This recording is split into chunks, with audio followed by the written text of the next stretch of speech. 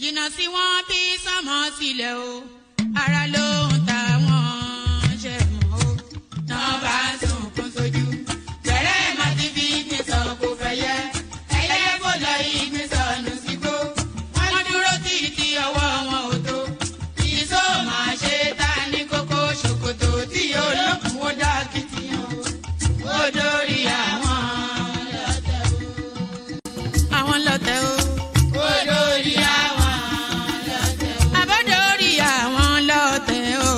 Ó dórí àwọn lọ́tẹ̀ o. Ọmọ iná náà mi arán síná orí mi dákun má ṣì mí lọ́nà o. Mo tẹríba fàdà àgbà o. Àgbà ẹ foríjì ni ojoojúmọ́ ni mo ń pọ́n wọn lé. Mo ń ṣèyá sí àwọn àgbà o. Mi ò fojú tí rìn wọn láyé. Ọmọdé ẹ má fàgbà ṣe yẹ̀yẹ́ torí oníkọ́ tó yọ̀ọ́lá ni. Ọmọdé ń bọ̀ wá dàgbà o. Màmá ń bọ̀ wá dàgbà o. Ọmọdé ń bọ̀ wá dàgbà o. Wọ́n máa ń bọ̀ wá dàgbà o. Ọmọdé ń bọ̀ wá dàgbà o. Ọmọdé ń bọ̀ wá dàgbà o. Ọmọdé ń bọ̀ wá dàgbà o. Bọ́lájú kòkòrò bá pẹran nígbó tó bá fúnra ẹ̀ pín ló dára jù o. Kọ̀wé mi á jẹ́ dàgbà o. Èyí mo rí màrò ẹ̀kọ́ gbogbo náà ní ilé ayé. Sùúrù ní ṣẹ́gun ohun gbogbo.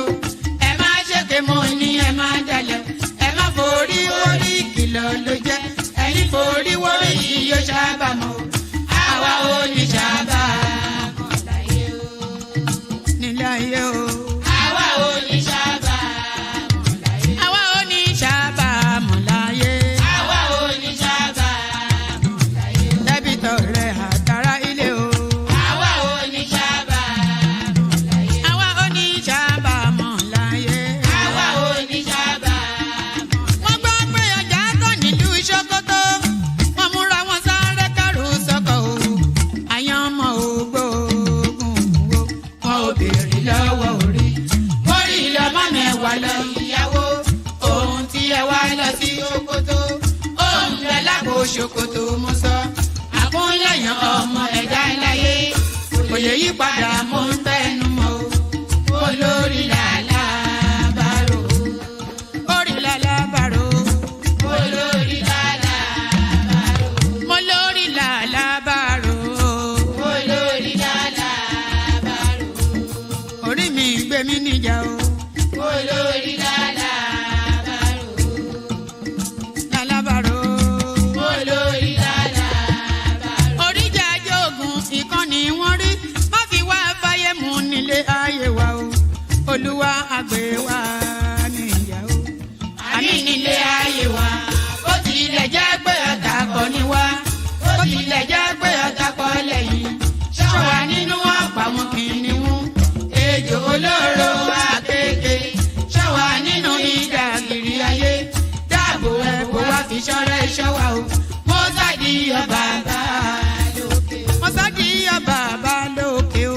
Mo sádì ọba bá lókè. Mo máa sádì ọba bá lókè o.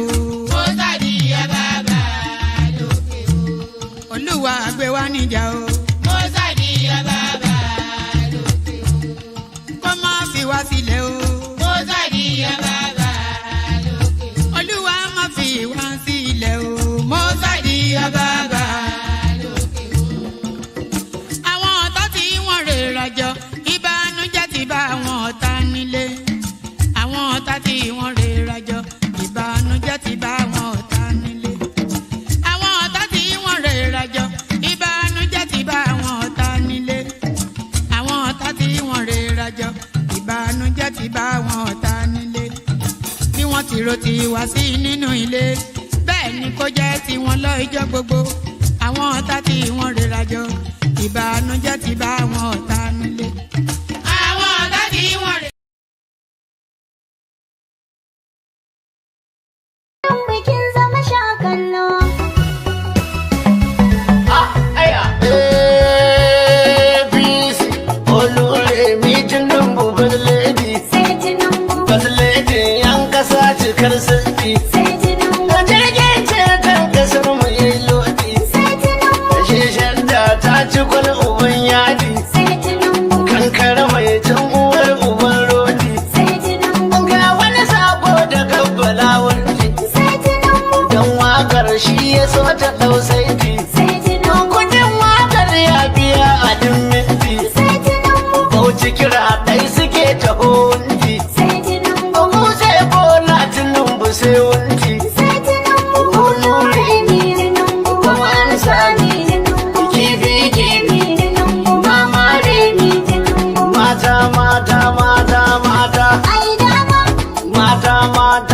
mata. Aya haune, Ku tattafa, za mu gaida Fislady mata. dan taka, Za mu gaida Fislady mata. ku dan juya. Za mu gaida Fislady mata. Daga bakwai a tela na budar dangi. Mata, Nan mota sai ya bani mamaki. mata, Direbobi dole sai da ku tuki. mata, Sarki ranar hawa ya hau doki. mata. Ashe morewar kuɗi a kai. All right, that's enough of that. So, whatever it is that they just said, the Aboki Orchestra from Nasarawa. So, that was the Aboki Orchestra from Nasarawa. And this is the noisemaker from Oyalafin. And you are whoever you are, wherever it is that you are joining us. In the words of Nnamdi Kanu, good morning, good afternoon, good evening, depending on where you are joining us from. So, I've always wondered why he's always said that. Good morning, good afternoon, good evening, depending on where you're joining us from. Good day would have sufficed. That's all he needed to say, good day. When you say good day, you cover the entirety of the whole spectrum of the day, from morning, noon, and afternoon, and evening. You know what they call that in language? They call it tautology. When you use unnecessary words to be unnecessarily worthy and descriptive, they call it tautology in language. Just say good day. No need for good morning, good afternoon, good evening, depending on wherever it is that you are. I think it's one of those affectations that we get from our brothers from the Southeast. But good day to you is what I am saying.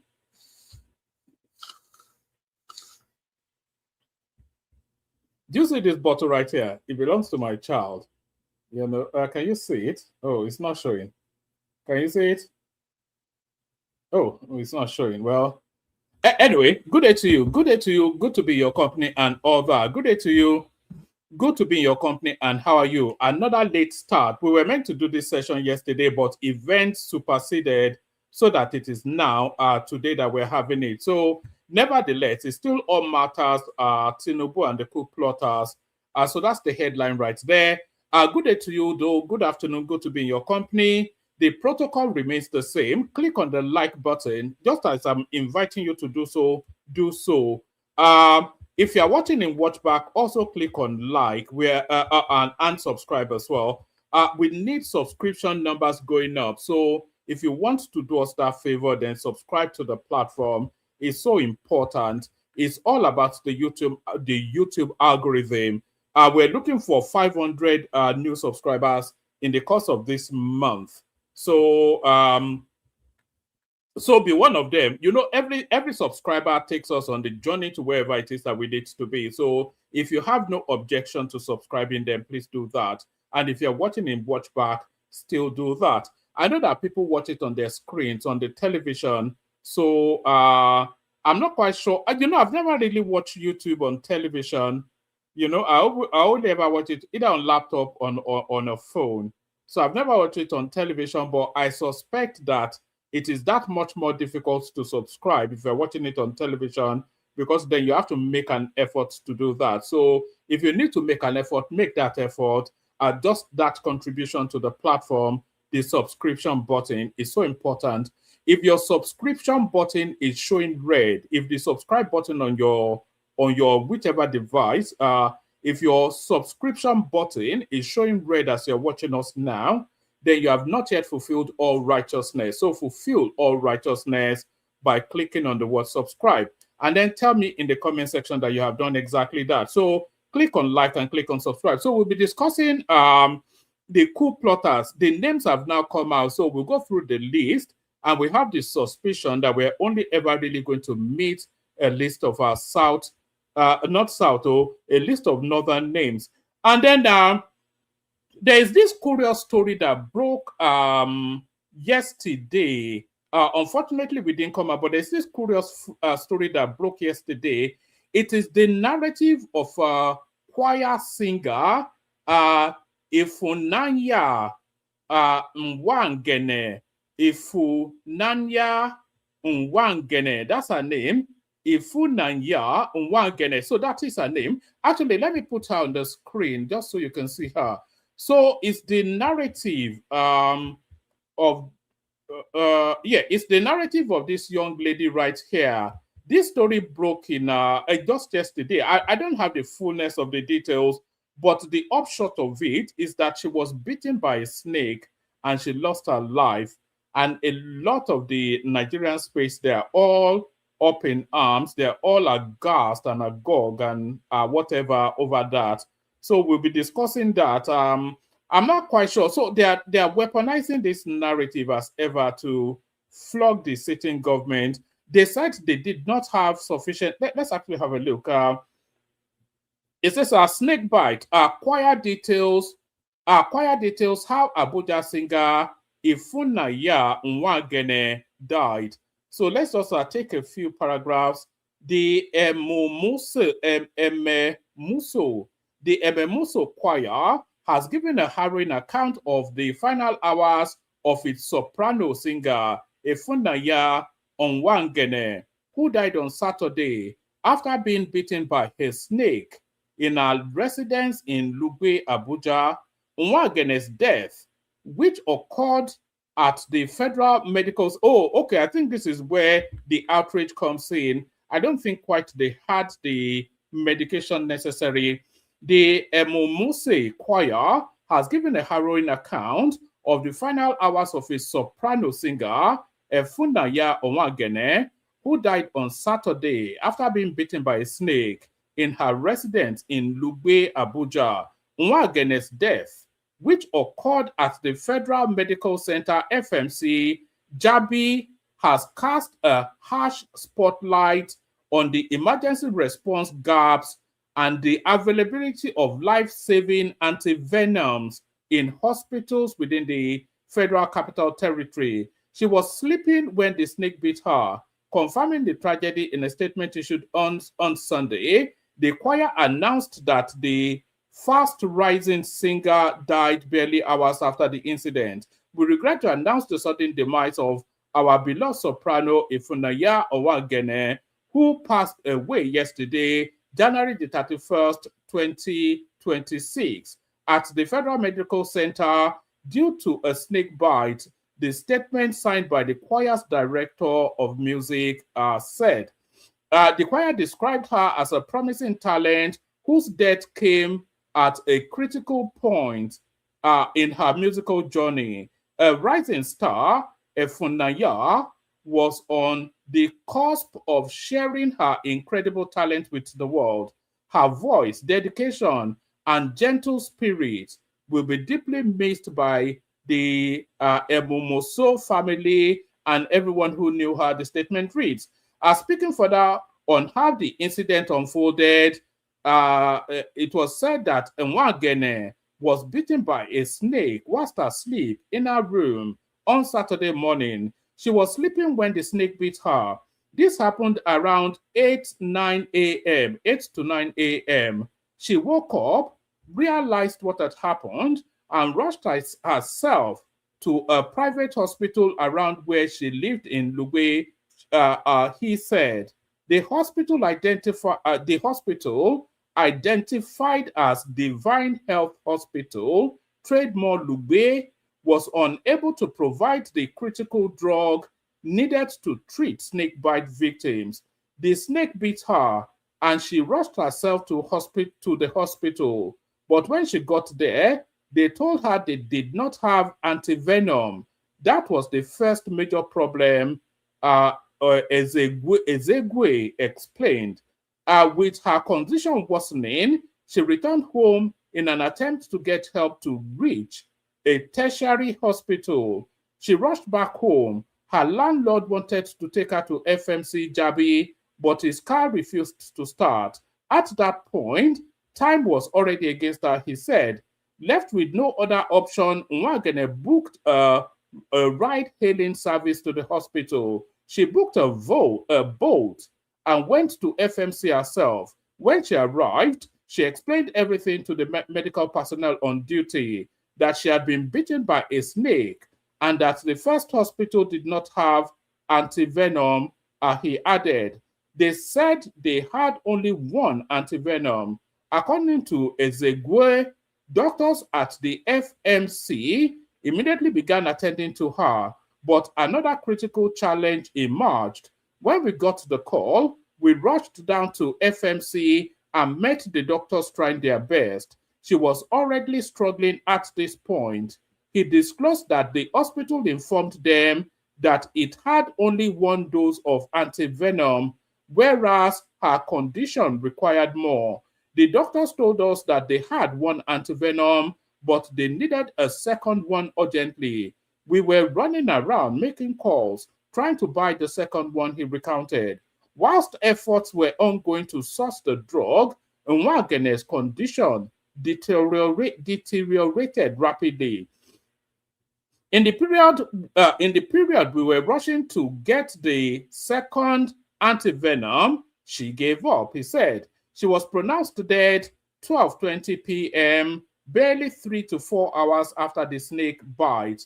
After her death, the choir said steps were taken to confirm the type of snake involved.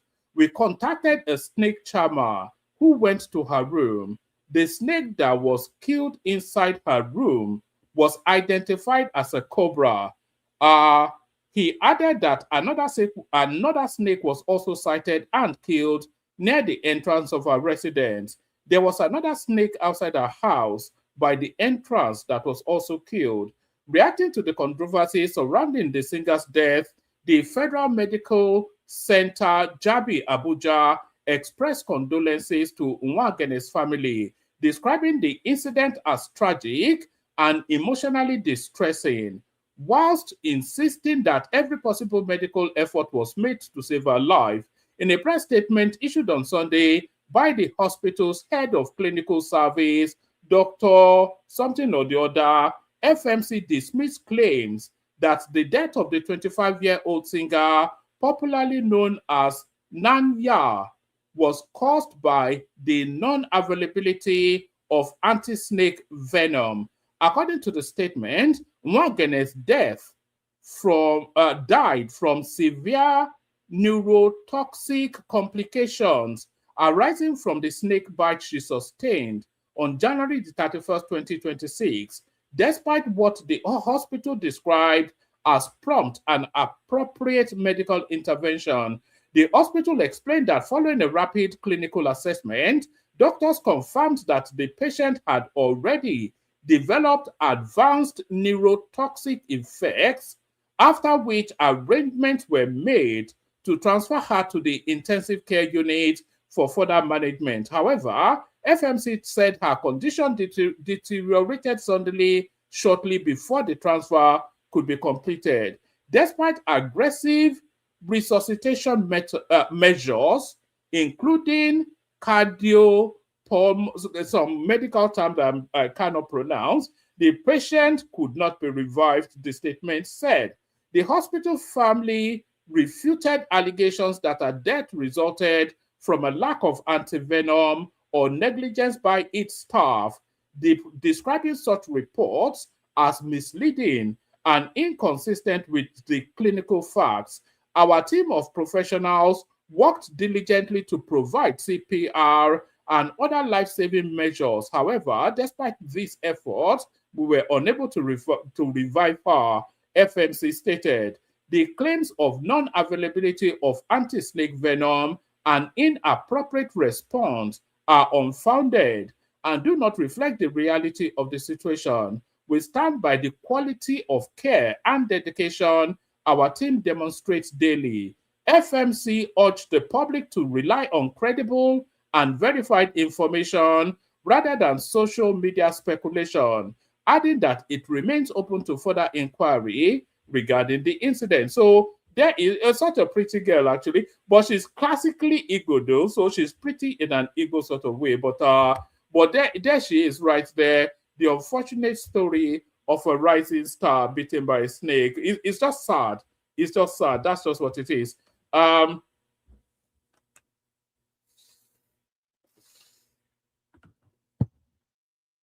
So it's not sad. So we started off with that. I wasn't even going to start it off with that one. So yes, like, share, subscribe. Click on the hyperlink that says StreamYard.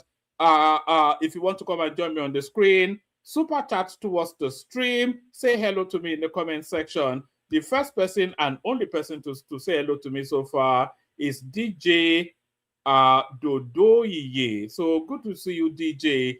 But that's the narrative then of this unlucky girl. Then she's just unlucky. She's only 25, but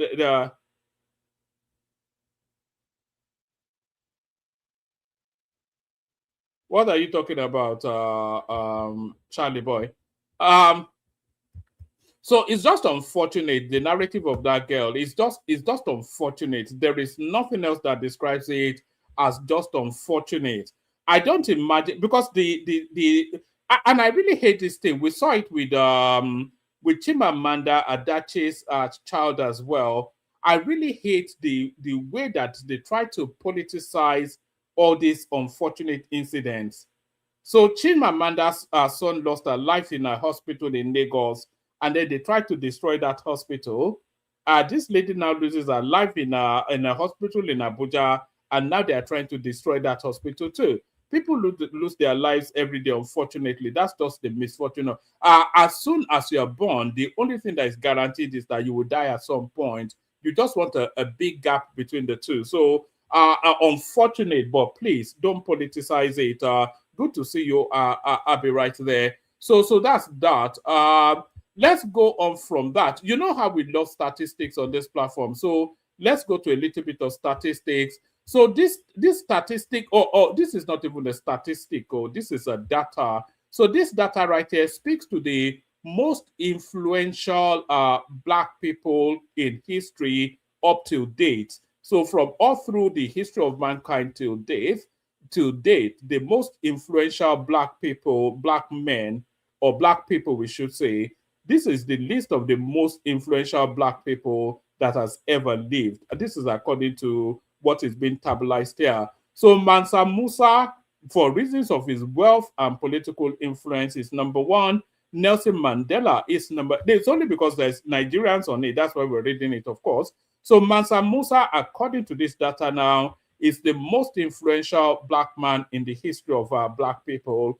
Nelson Mandela, they are telling us as well. Martin Luther King is number three.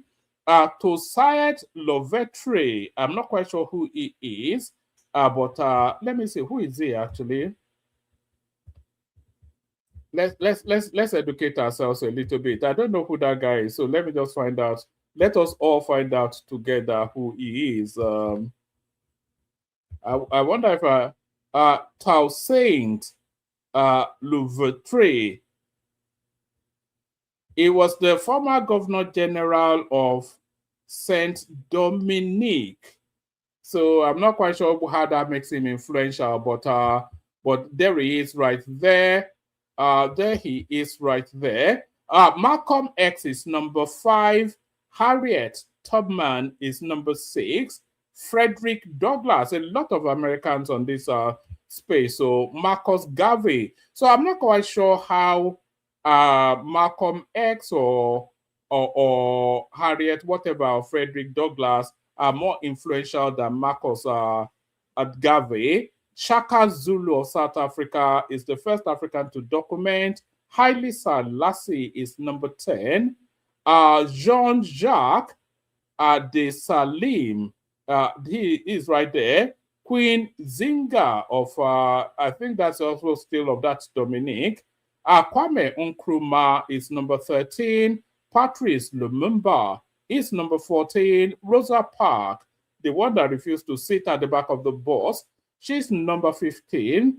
W.E.B. Du Bois. So this Du Bois, I thought it was a South African. I thought it was a white person, but that's number 16. Number 17 is Ida B. Wells. I don't quite know who he is. Sojourner Truth is number 18. Bob Marley is number 19, and there he is right there. I think this one is a nod in the direction of Wizkid. Number 20, the 20th most influential Black person in the history of mankind is Fela Kuti, according to this table right here.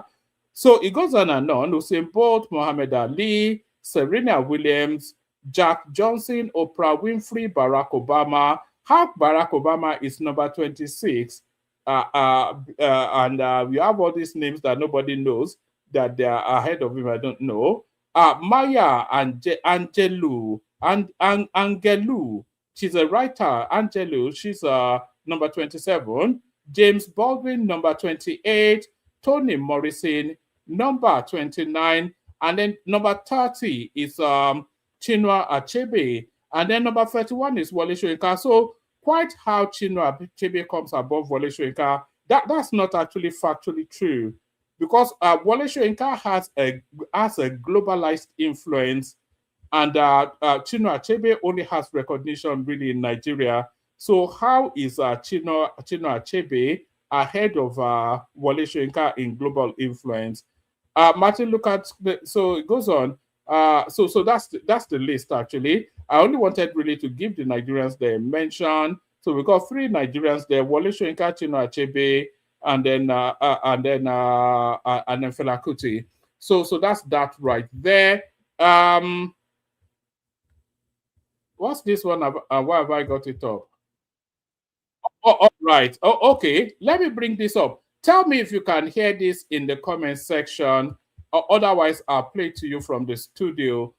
So this is Segun Shoumi, a good friend of this platform actually, because this guy right here, he has appeared twice on this platform, and he'll be appearing again anytime we call him. But we'll wait nearer the elections and before we call him again. I don't like to have the same guest over and over again, but he will still come back at some point. He's been on this platform twice.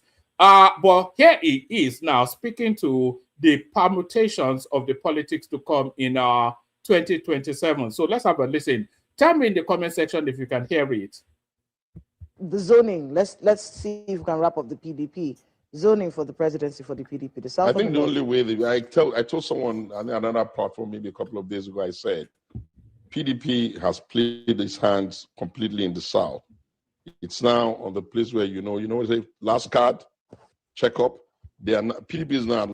Actually, let me pause it. Can somebody tell me? Yes, you can hear it. Okay, we listen on. Okay, brilliant. That's great. So this is Segun Shoumi, as I said, speaking to the permutations of the politics, not even the politics to come, but the politics that is in play now. The zoning, let's see if we can wrap up the PDP. Zoning for the presidency for the PDP. The South I think the only way I told someone on another platform maybe a couple of days ago, I said PDP has played its hands completely in the South. It's now on the place where say last card, check up. They are not, PDP is now last card, check up. And the only card they can play, ironically, is Peter. Peter Obi. That's the only card they have. He's in the ADC. Peter is not serious. He doesn't even know where his pathway to victory is. Peter could have stayed in his LP, and there would have been a clear pathway to victory. There was a leadership crisis. So what Segun Shoumi is saying there is that the only impact that Peter Obi can have will be with the PDP, because the PDP has a nationwide structure. Failing that, to have stayed with the Labour Party, but him being with the ADC now, it just marks somewhat the end of his political career, because there is no future for him. There's nothing for him to gain with the ADC. So that's essentially what Segun Shoumi is saying. And you stop. Every time Peter has to move, it's always somebody else, but not Peter. Ironically, it's Peter. Peter.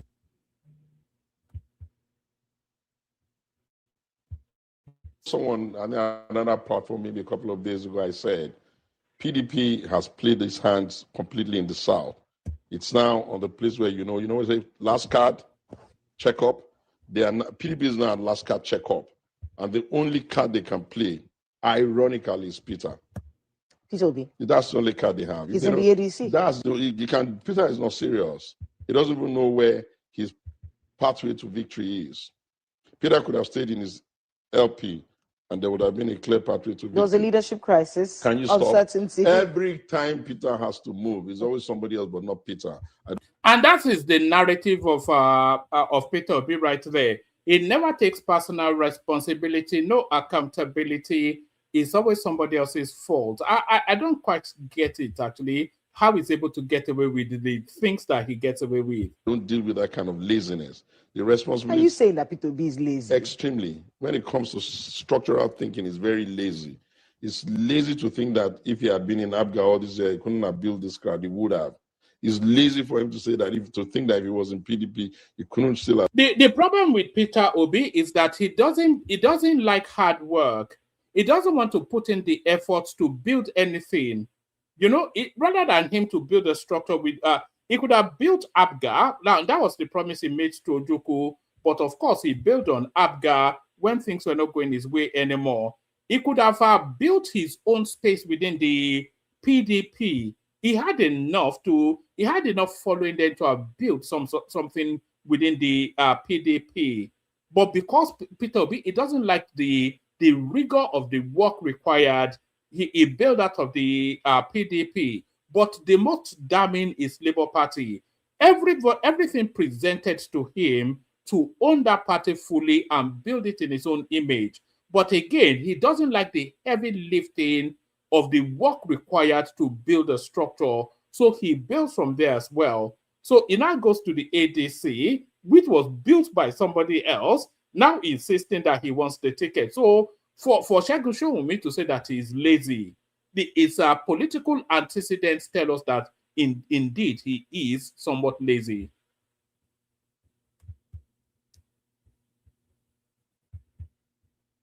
So Peter is not serious. He doesn't even know where his pathway to victory is. Peter could have stayed in his LP and there would have been a clear pathway to victory. There was a leadership crisis. Can you stop? Uncertainty. Every time Peter has to move, it's always somebody else, but not Peter. I don't deal with that kind of laziness. The responsibility. Are you saying that Peter Obi is lazy? Extremely. When it comes to structural thinking, it's very lazy. It's lazy to think that if he had been in Abga all this year, he couldn't have built this crowd. He would have. It's lazy for him to say that if he was in PDP, he couldn't still have been. He would have. It's extremely irritatingly lazy to think that if he had some problem of the LP, he would have not himself. I know Atiku very well, and nobody takes him for granted when it comes to primary. You know why? He has institutional experience of how this thing have worked out since 1992. You don't come into a political party where that kind of man is running for ticket and you think you're just going to start screaming your balls and say, I'm not going to agree if it will be to who and who's going to listen to that nonsense. Then you have to look at the other stakeholders that are there. There's the Buhari group. Yes, he's extremely right, actually, Segun Showunmi. So all that screeching and squealing, the noise and shouting, that's never going to work with the people in the ADC. I don't think Rotimi Amechi, I don't think he cares, especially about whatever noise anybody is making that Peter Obi or Rotimi Amechi is not moved by you saying Peter Obi or nothing. Abubakar Malami is not moved by you saying Peter Obi or nothing. Atiku is not moved. Nobody in the ADC cares about that nonsense. You know, they'll just look at Obi funny that, look, why is this guy being so silly? He can't control his own people. So the shouting is not a strategy with the ADC. These are long in the tooth politicians that have cycled that wagon so many times. So the screeching and squealing is not anything to these people. Pins that make up a very fight Pantami and all of that. You're going to bully those ones. Do they look like people that are easily bullied? So what are you doing there? If your numbers are your 6 million animated numbers that you got the last time, do you not understand that leaders have responsibility to manage the house? It's like the father of a house running out just because some kids are crying. Your duty is to attend to the problem. Some of them you have to punish. Some of them you have to scold. Some of them you have to pamper. Peter isn't capable of organizing anything apart from this silly show he does all over the place. But hey, it's still something because there's animated energy there. There's enough energy, and luckily for him, there's also some entitlement legitimacy. You see that entitlement legitimacy right there. I think we may well do a session on that Segun Showunmi appearance on Arise TV because or was it on channels? Because I think there might be something there. It's only really because of that last statement that he made. Entitlement legitimacy. So there is a legitimacy to the argument that it is the turn of the Southeasterners to govern the country. There is a legitimacy to that. If you want to discount that Goodluck Jonathan is a Southeasterner, a lot of people will argue that he is. But if you want to discount that Goodluck Jonathan is a Southeasterner, then you have to go. We've never really had a Southeastern president. I think we can say that. Nnamdi Azikiwe never had any political power. He was just a ceremonial head. So he doesn't count for anything. Aguiyi-Ironsi was there for barely 6 months. So you can't really count that as a presidency. So if you look at Nigeria from independence to date, there's the argument that we've never had a Southeastern president. And this cycle now that we're in, that Tinubu is president, there is the argument that it should actually have been the Southeasterners, because you've had Obasanjo, in fact, you've had Obasanjo twice. So you've had Yar'Adua, you've had Buhari even twice. So now that power transits to the South, it should really have gone to the Southeast. So that's the legitimacy, that's the entitlement legitimacy that Segun Sowunmi was speaking to.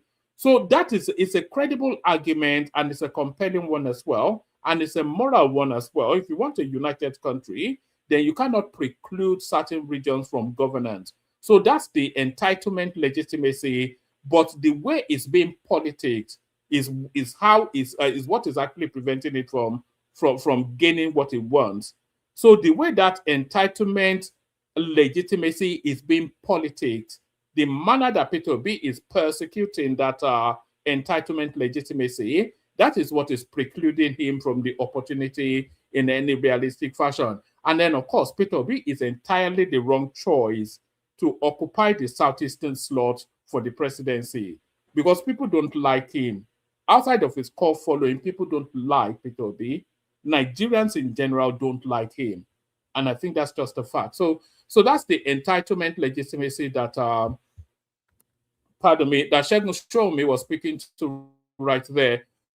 So let me show you something curious and funny, actually. So this one, I'm not sure if you, I'm not, so let me cut the volume because it might give me a copyright strike. I'm not quite sure if you will say this is funny or tragic, but let me show it to you, and then you make your decisions on what you think it is. So I'm not quite sure if this is funny or tragic. Let me play this to you, and then you form your own thoughts. So is this funny or is this tragic? Let me give you a clue. You don't even need a clue. You'll see it all in a moment. So a nice, you see, that's an expensive leg right there. You don't even have to be anything other than to know that even those shoes and the trousers, they are already telling you $1 million babe. But where is the $1 million babe heading to? Well, she's climbing stairs to enter what looks like a private aircraft. And who is massaging her leg? It's your friend Adams Oshiomhole. Look at that. My God. My God. So is this tragic, or is this this is where all your money is going to, by the way, and that is his own private jet too. I'm pretty certain of that. They all have private jets. So there it is right there. That is Adams Oshiomhole putting your Nigerian money, your Commonwealth, putting it to good use. So let's go on from that. So this is the headline piece. Coup plot against Tinubu, full list of 40 suspects detained for alleged plan to depose government emerges. So essentially the rogue list. Coup plot against Tinubu, full list of 40 suspects detained for alleged plan to depose government emerges. So there's no punctuation actually before that emerges. There should be a punctuation there. Nigerian security agencies have concluded investigations into an alleged coup plot to violently overthrow President Bola Tinubu's administration. As reported by correspondents on Sunday, February the 1st, 40 suspects have now been identified in connection with the alleged coup plot. The chief of the Minister of Defense, he's actually been doing the media cycle explaining it was on it was Shane Okunbaloye just as early as yesterday, explaining just the whole process of the coup. The suspects include senior military officers across the armed forces, a police officer, and civilians allegedly involved in spying, funding, and propaganda operations. Correspondent said this newspaper said it has obtained the names of those arrested following a covert intelligence operation coordinated by Army Headquarters and the Department of State Services. Sources said 13 people were apprehended by the DSS, including 2 military personnel, 1 retired, 1 policeman, and 10 civilians. So I think it promised us the list of 40. Yes, pardon me.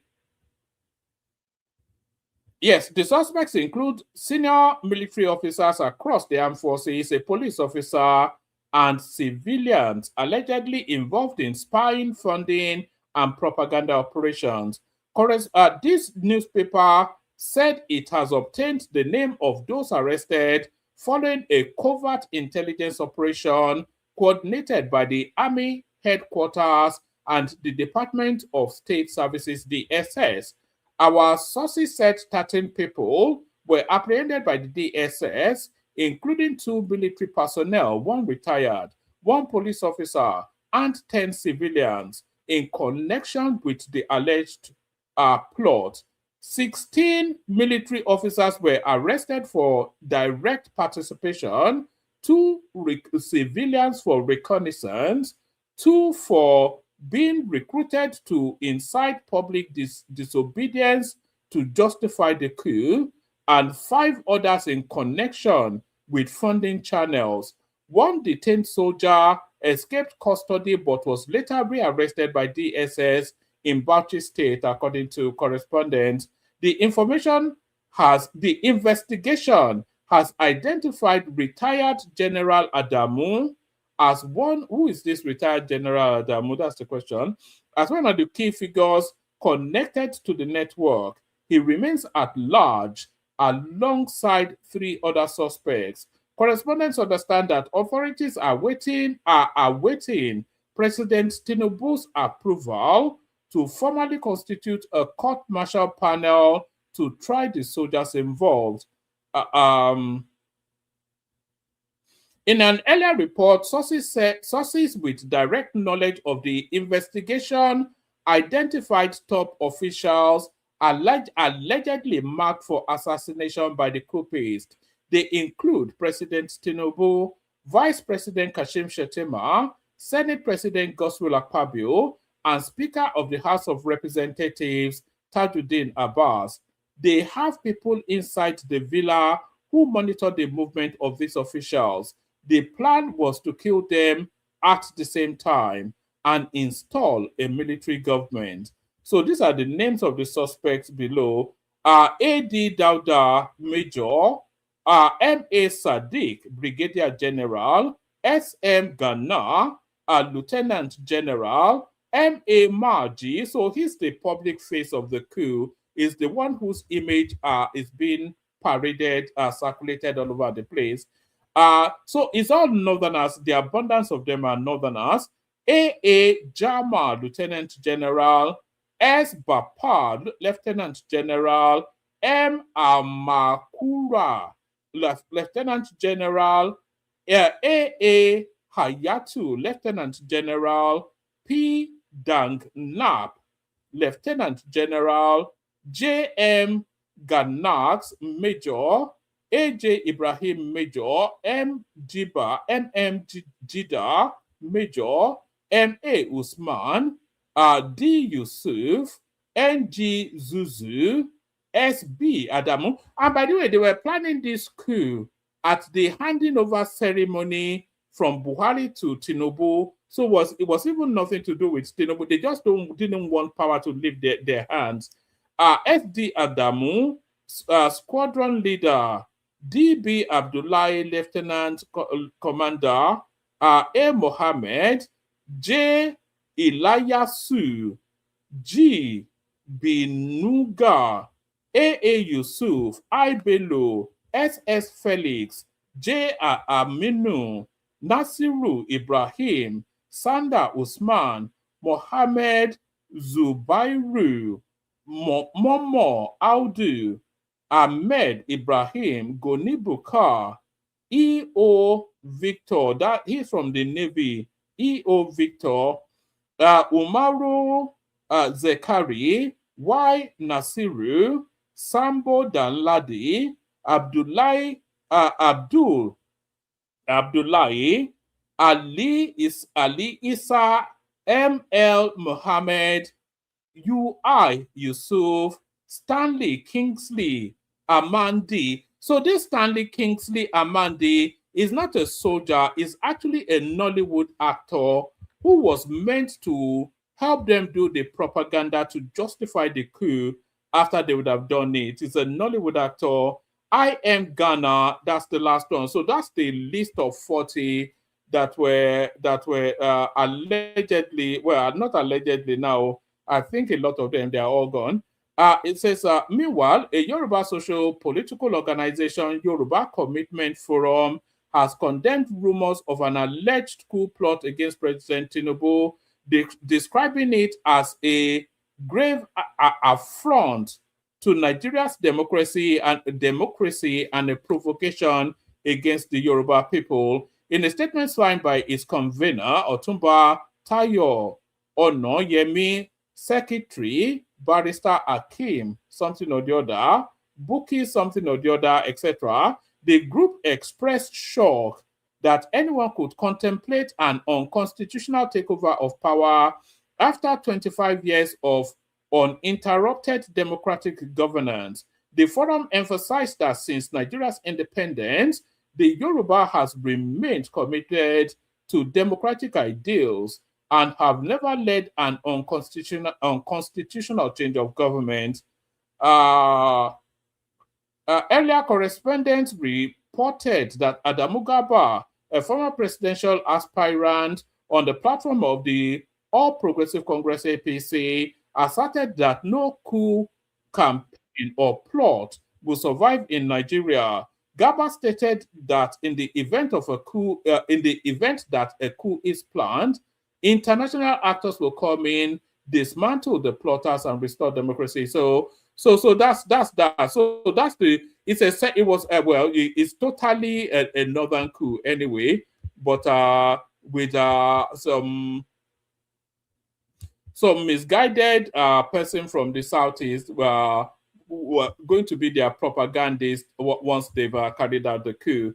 But that's that right there. So that's that right there. A Hollywood actor, okay, when did he become Hollywood? It's Nollywood now.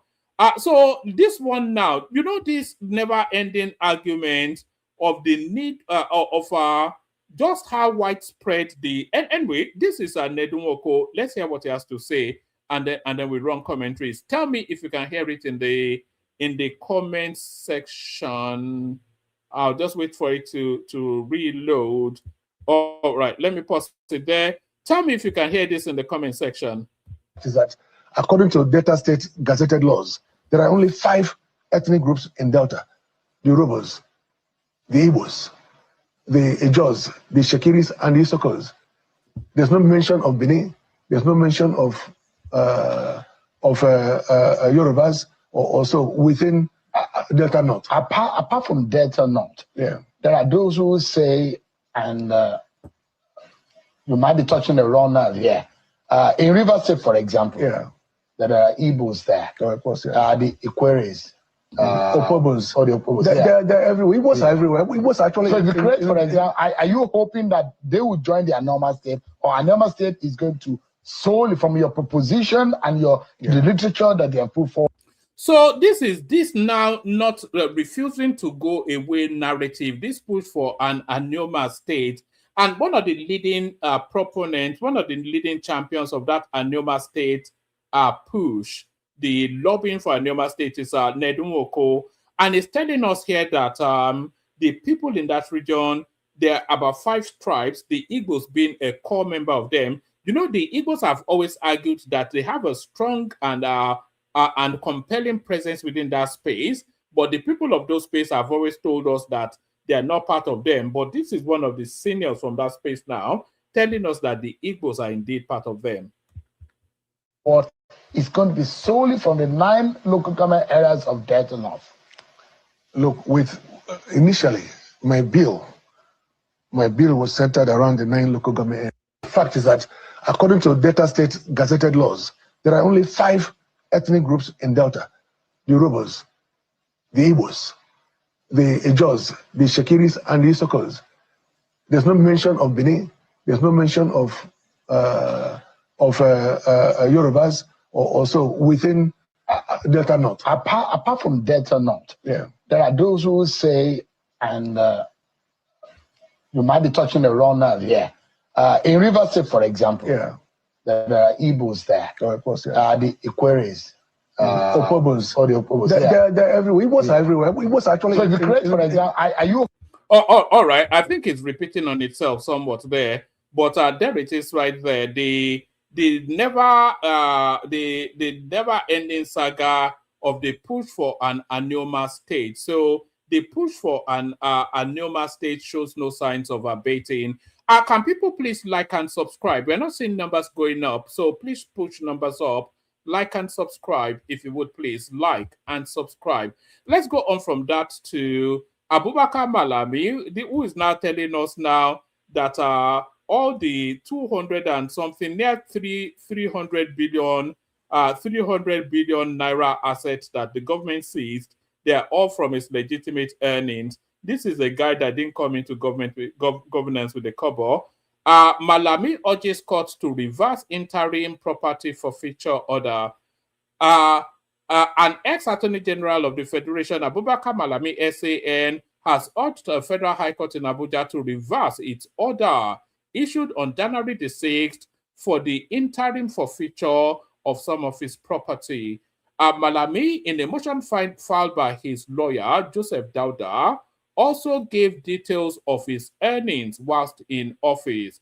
In the motion, Malami is seeking the release of 3 of the 57 properties affected by the order issued by Justice Emeka Inwite upon a motion of ex parte for interim forfeiture filed by the Economic and Financial Crimes Commission, EFCC. He is praying for 2 reliefs: an order of this honorable court vacating, setting aside, and or discharging the interim order of this honorable court made on the 6th of January 2026 against the respondents' properties listed as number 7, 18, and 42 in the schedule of properties attached to the interim order of forfeiture 6th of January 2026. The said properties have been duly declared in the respondents/applicants' asset declaration forms throughout his tenure as a public officer, and number 48 is held in trust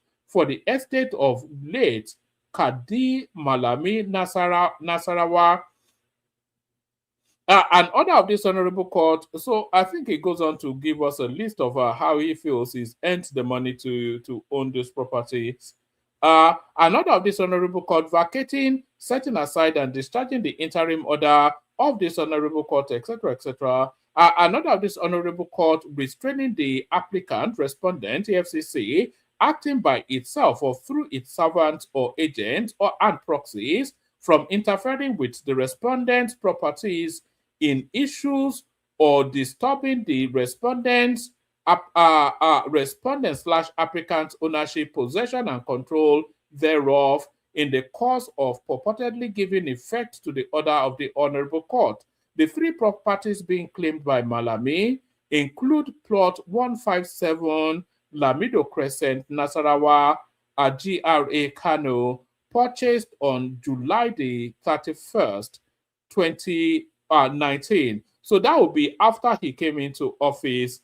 The others are a bungalow duplex and boys' quarters at number 2 at Yalinga Street off Adetokunbo, Ademola Crescent, Wuse 2, Abuja, purchased on October the 18th at 150 million naira. So that also will be, because he was immediately the Attorney General as soon as Buhari took over 2015. So that was also whilst he was in office.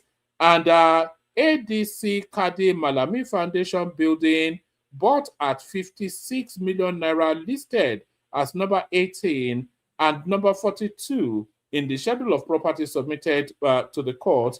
Malami argued that the property listed as numbers 18 and 48, the subject of interim forfeiture, especially those declared in his various asset declaration forms, are not linked with by prima facie evidence of an unlawful activity or a specific offense. The ex-Attorney General of the Federation stated that he declared the assets listed in his asset declaration form filed with the Code of Conduct Bureau 2019 and 2023. He said the properties marked number 48 is held in trust by him for the benefit of the estate of his late father. Malami added, these assets, their value, and their root of title have been clearly stated and specifically demonstrated in various asset declaration forms spanning from 2019 to 2023. The declaration above is prima facie evidence of the legitimacy of the acquisition and ownership of the properties. Malami stated that he copiously declared his earnings in his asset declaration form filed to include 375 million naira income from salaries, Esther Code, severance allowance, and others. Sitting allowances as a board/committee member of the Federal Judicial Council, Federal Capital Territory Judicial Service Commission, Legal Practitioner Privileges Committee, and a high-powered presidential committee. For $500 million as income generated through disposed assets, 10 billion naira turnover from businesses, 2.5 billion naira being loans to businesses, 958 million naira as a traditional gift from personal friends. Malami also is trying to justify why he owns nearly 300 billion naira in property. So he's giving us a list of his earnings or his incomes that should justify the ownership. The totality of everything is put together is not up to 15 billion, but but that 15 billion bought him 300 billion naira in assets. Malami also stated that a total of 510 million naira was realized as income from the launch and publication of a book. These streams of income and the continuing profits generated from the businesses over the years sufficiently show that the properties sought to be forfeited were acquired through legitimate and lawful means as stated in the assets declaration. According to him, the order of interim forfeiture is not based on any prima facie establishment of unlawful purpose and is liable to be set aside. So that's Abubakar Malami right there, still living in dreamland. They should just shoot the guy and have it over and done with. So what else do I have for you, actually? So if people want to come in now. We're coming to the end of the readout. So if you want the conversation, come in. And please, can people please like and subscribe? That's the most important of all of everything. Like and subscribe, if you would, please. Like and subscribe. It's now gotten to that point now. Now, and a matter of begging now. All right, so this is the response to Charles Soludo telling them that if they don't open their shops, they will shut it down. Sit at home. Our people can be coerced into abandoning Nnamdi Kanu. IPOB hails total compliance. The indigenous people of Biafra IPOB has said the widespread compliance recorded during Monday's sit-at-home across all parts of the Southeast proves that residents cannot be intimidated into abandoning the group's detained leader, Nnamdi Kanu.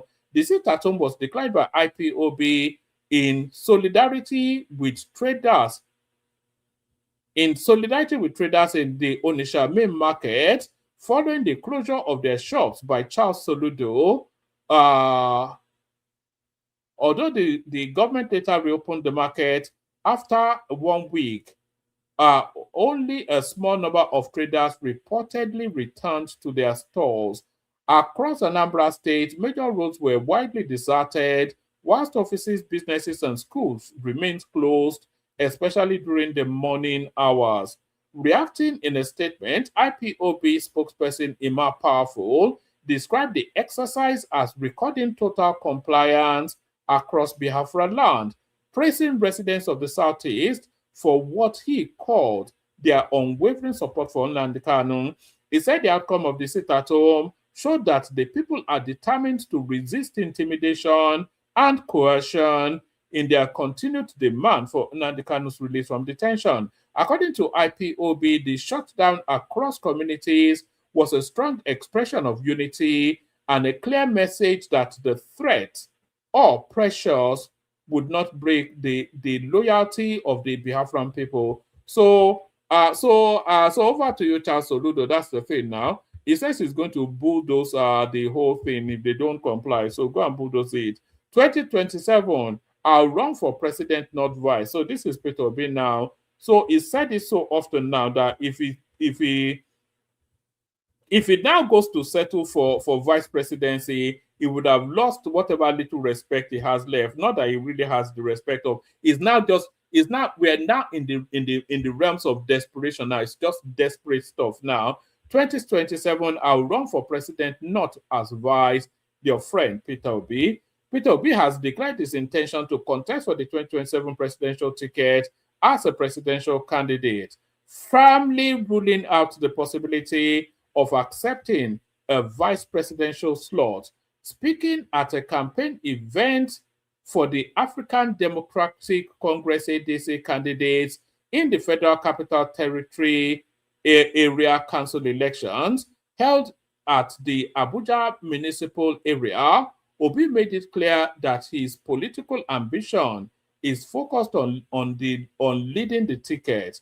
Addressing party supporters, Obi said his participation in the AMAC election campaign is directly connected to his broader national ambition. He urged party members and residents to support the ADC candidate, noting that success at the local level will strengthen his wider political project. He emphasized that his involvement in future elections will be in a leading role, not in a supporting role.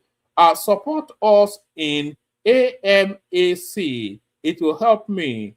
Your support in AMAC is critical to our journey.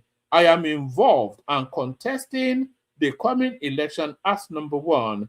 When I come back, you will see, I assure you, Obi said.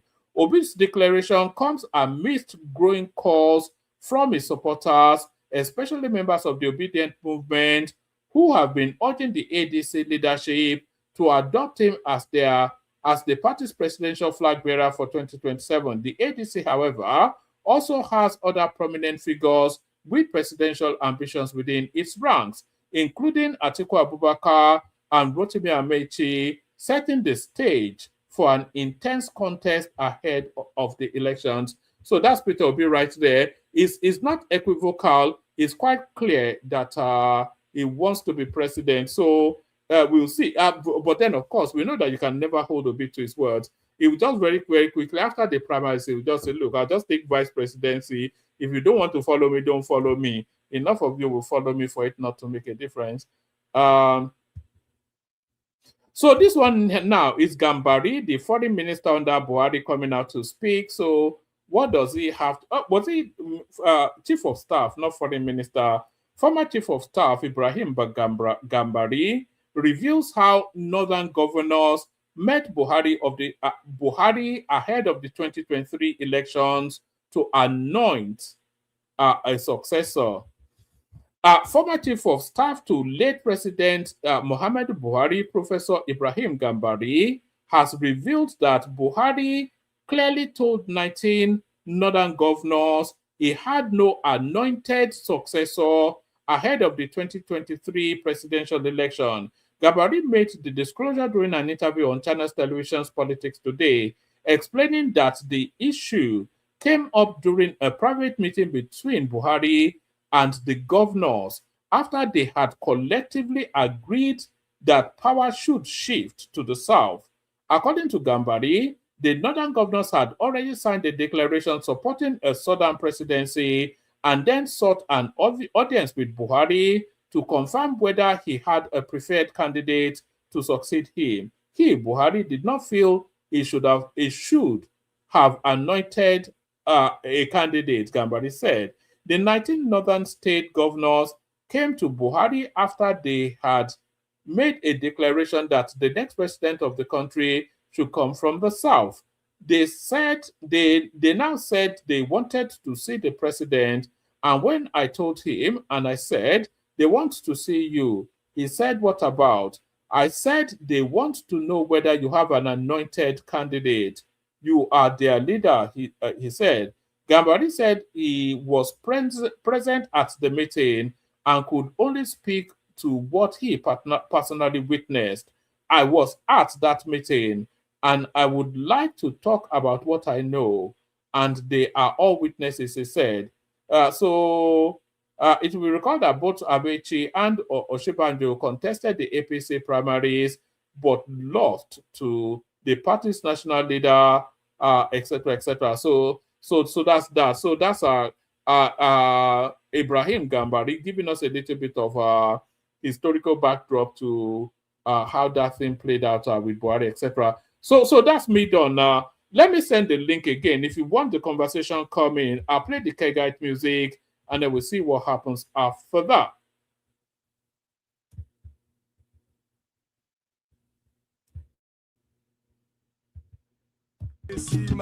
Water, only water,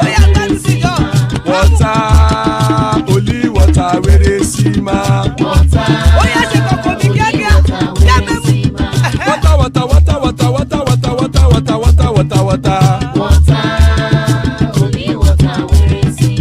Hapa o naido, hapa o naido. Hapa you don't come o.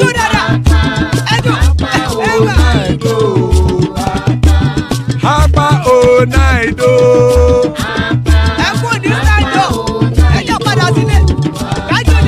Oro kẹ̀kẹ́ ẹlẹ́mù yé o. Ilé sọ́dí àkẹ́kẹ́ rẹ̀ ẹlẹ́mù rẹ̀ o. Bobby master kẹ̀kẹ́ rẹ̀ ẹlẹ́mù rẹ̀ o. Chifu wáìlà tí kẹ̀kẹ́ rẹ̀ ẹlẹ́mù rẹ̀ o. Eruku lẹ̀lẹ̀ ẹlẹ́mù dé.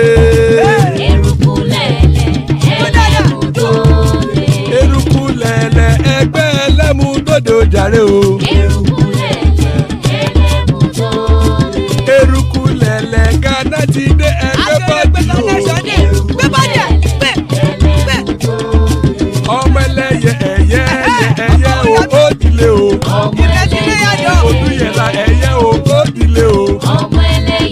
Petrosonama ẹyẹ o ó dilé o. Petrosodunke ẹyẹ rẹ̀ ó dilé o. Ẹlẹ́kọ̀ ọ̀run mú ìní o.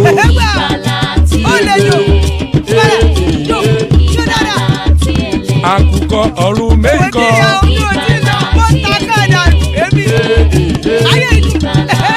Ikú kò ní ríwà gbéṣe o.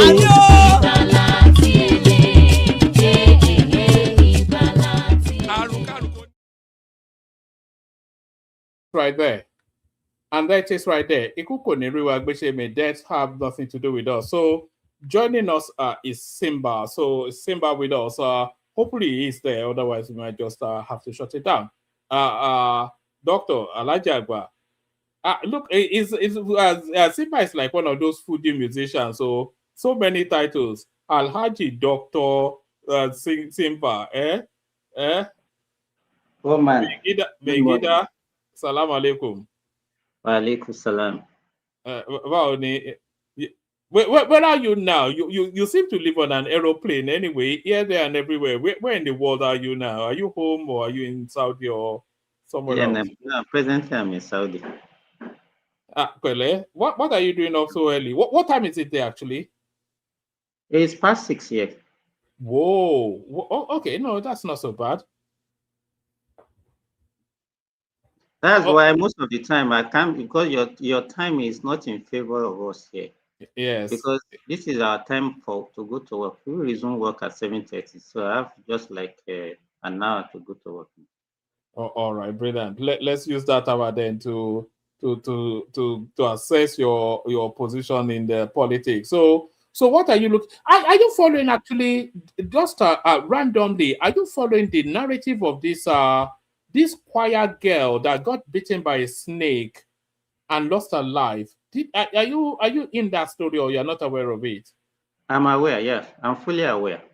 Yes, they are trying to blame the Federal Medical Facility in Abuja, but it looks as though they took her there laterally, and the hospital are saying that look, she was too advanced. They gave her the treatment that. What are you making of it?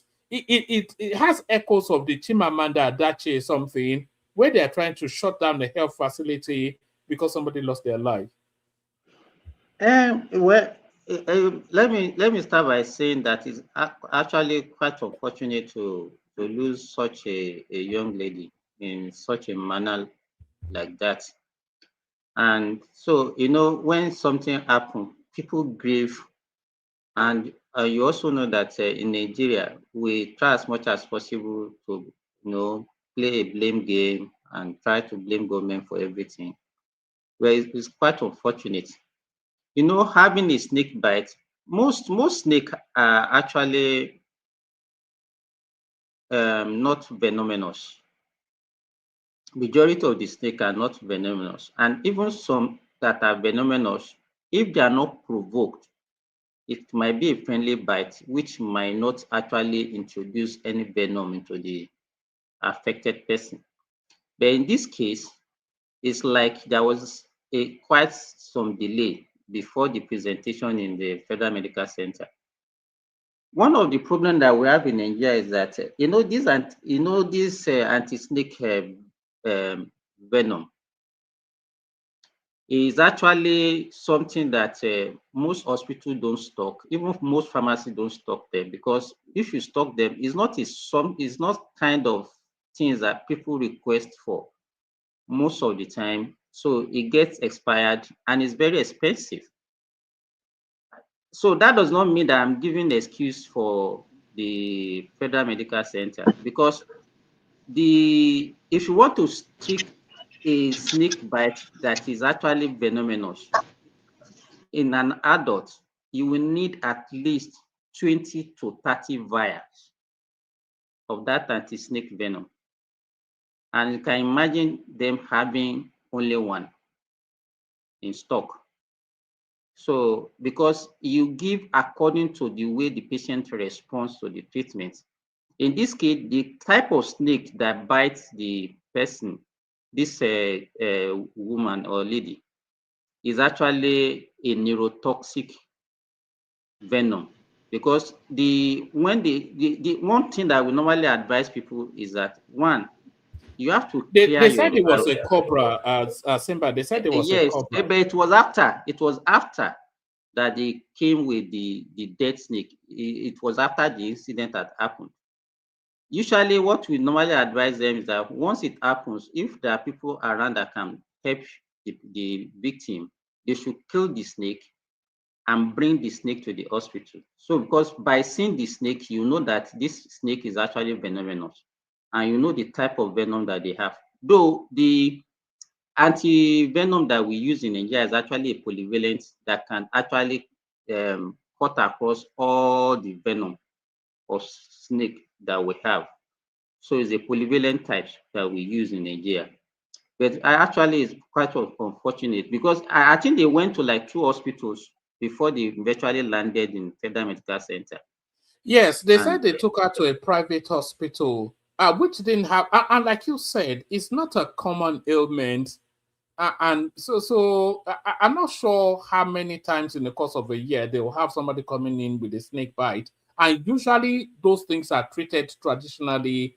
Just across my practice in Nigeria, I only managed snake bites on 3 occasions over 20 years. so there it is. Why would you stock it? And if you're saying it's an expensive drug, but it's just so sad, But it's equally sad that the way they are now trying to politicize it in the way that they did with the Chimamanda Adache.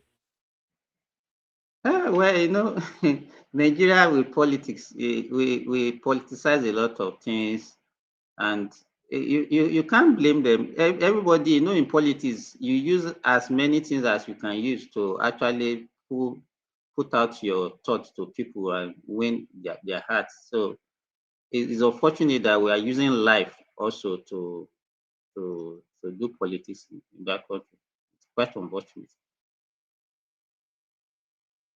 All right. Shall I take you to the east to speak about IPOB, or did you have anything in particular you wanted to speak to? No, let me even speak about the coup. Yes. Okay. If you look at with the information that is available now, they said that the coup has actually been in motion before the inauguration of Tinubu. And that time they said that probably they don't have enough funding. That was why they shelved the idea of even doing it during the inauguration ceremony. Now look at it from 2023 to September last year, before they now said, okay, we got the information. The questions that Nigerians are not asking is that what actually was the motivation for these people to plan this coup? And what would be what message did they want to pass across to Nigeria? And then if eventually they actually succeeded, what kind of Nigeria do they want to actually live for Nigerian? Because they are not looking at the consequence of this coup. If eventually they succeeded in eliminating all these people that they wanted to eliminate, what will become of Nigeria after that coup? So those are the questions that we are not asking. So is actually, and then if you look at it now, people are now giving it some kind of regional or ethnic coloration, even liking it to the first coup in Nigeria in January 15, 1966. So is it not going to polarize that country? Can it even lead that country to another civil war? So I think it was actually a time bomb that will actually escape if you look at it, if actually that coup actually succeeded. The Nigerians are not thinking of that. It was meant to be a very violent coup, Simba. And if you look at the ethnic mix of they identified some certain people for assassination, and then even the army structures, they were going to either detain them or kill them. But Tinubu certainly was to be wiped out, Kashim Shettima to be wiped out, Tajuddin Abbas to be wiped out, Godswill Akpabio to be wiped out. So if you look at the top two, Tinubu and Kashim Shettima, so for the first time you have, I think Kashim Shettima might well be the most senior Kanuri we've ever had in governance, unless somebody wants to correct me on that. And then you have the Yoruba person for the first time, but not for the first time, being the president. So because we're so ethnic and tribal in our thinking, if they had succeeded, then that would be an anti-Yoruba and an anti-Kanuri coup right there. Would it not? You know what, man? If you remember that we have discussed this coup initially when the news broke out that time. And that since that, even during that period, the Northerners came out and said the name that they released is usually predominant of Northerners, that it's not true, that it was just a political witch hunt and whatever now. Most of the people that are not seeing that now that they have confirmed it, they all remain silent. And the funny thing, another question that we are not asking now, our political leaders, the people that are now, even the people that are now contesting for presidency, one man, as Obi or Kwakwaso or Atiku come out to condemn this coup. Have you seen them condemning it? I've not even seen them mention it anywhere. And Obi is very quick to, if somebody boils egg and if you say we are Democrats and we want democracy, and the people that are trying to, our presidential candidates, people at least at the top echelon of our politics, they are not condemning coup in this present day Nigeria. What does that one speak of them? So you can see the problem that we have in that country. And you know that any time there is a military coup, is actually the civilian that actually normally started it, not even the military themselves. It's the civilian that normally started it. So there are still some revelation. Please, Simba, what do you want them to say? At least they should condemn it. That's what I'm saying. How can you condemn something that you don't have information about? Which other information? All this while, even the government denied that there was no coup, right? So you can't just like speak to something that is not available to you. The facts are not out. I don't know why you are defending this thing that is not. I'm being honest with you. If you say you are just listen. I'm not defending anybody. Myself, I do not condemn it. Most Nigerians are not condemning it because we don't have facts about the coup. It was done in a shoddy way. It was so hidden, right? Unlike before, if it's a coup, within 2-3 days, they told you who did it, and you are seeing them court-martialed, right? This one, you said it happened before the election, so this is 3 years into the presidency. Why were they running? Why were they still free, walking around?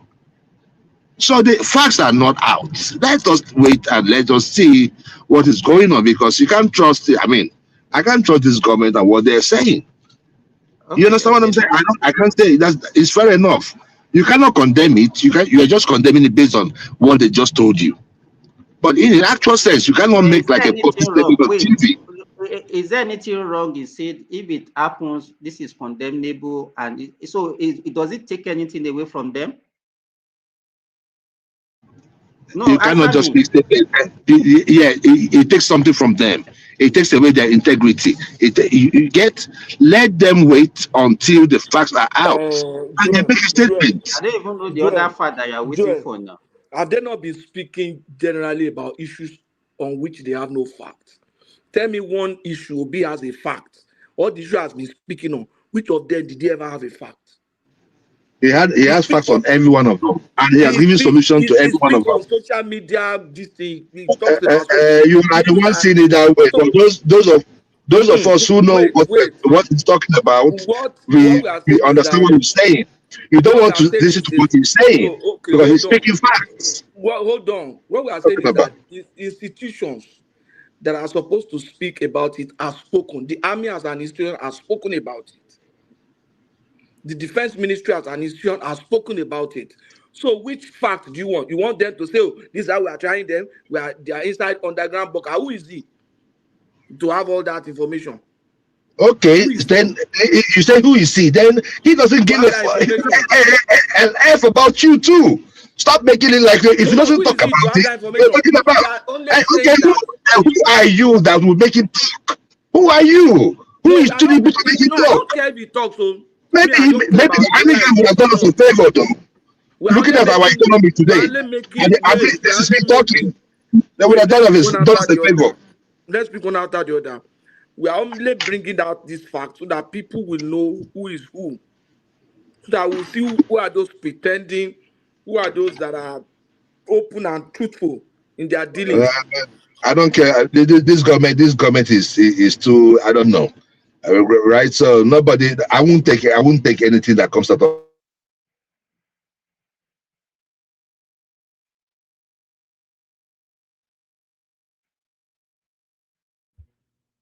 3 years. You're not talking about the like the school attitude of the government itself. You are blaming those that did not condemn. But it took your government 3 years to arrest people who were accused of trying to commit coup.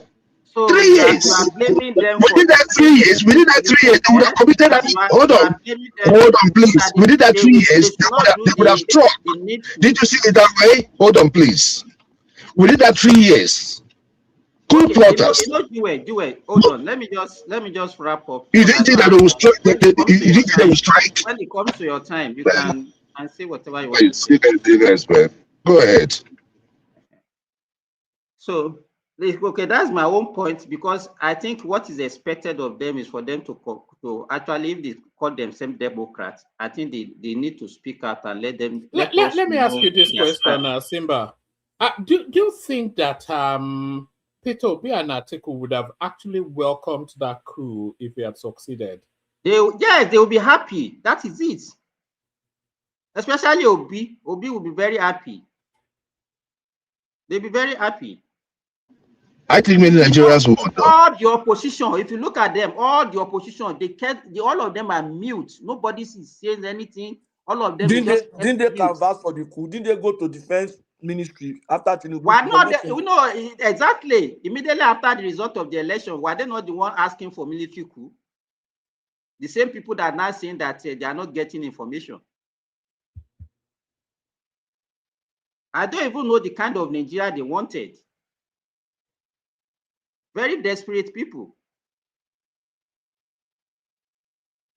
You know what struck me was that they were saying that the original plan was to carry out the coup at the inauguration. So what would have been the arguments that they would have used to justify that coup? You know, what would have been the argument? That is the question I'm asking. That there are a lot of questions Nigerians have to ask. But another question we should be asking the government is, why did it take them this long to arrest them? That's a very good question that Joel brought. Why did it take them this long to arrest them? According to the Minister of Defense, he said that they have to do, because initially the reason why he said they denied it was for them not to escape and for them to have a real fact, because they don't just want to go and arrest people. 2 years. At the end of the day, they now come out and say no, it doesn't happen. Yes, but the other thing is, I think they actually, you know, because there were two stages. One, if I may ask you, is it? I think this will probably be the first coup against civilian government that has not succeeded.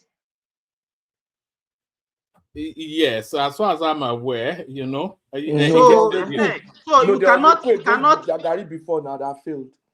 Which one? Which year? I think there was a coup. Yeah. That was publicly announced? No, there was no.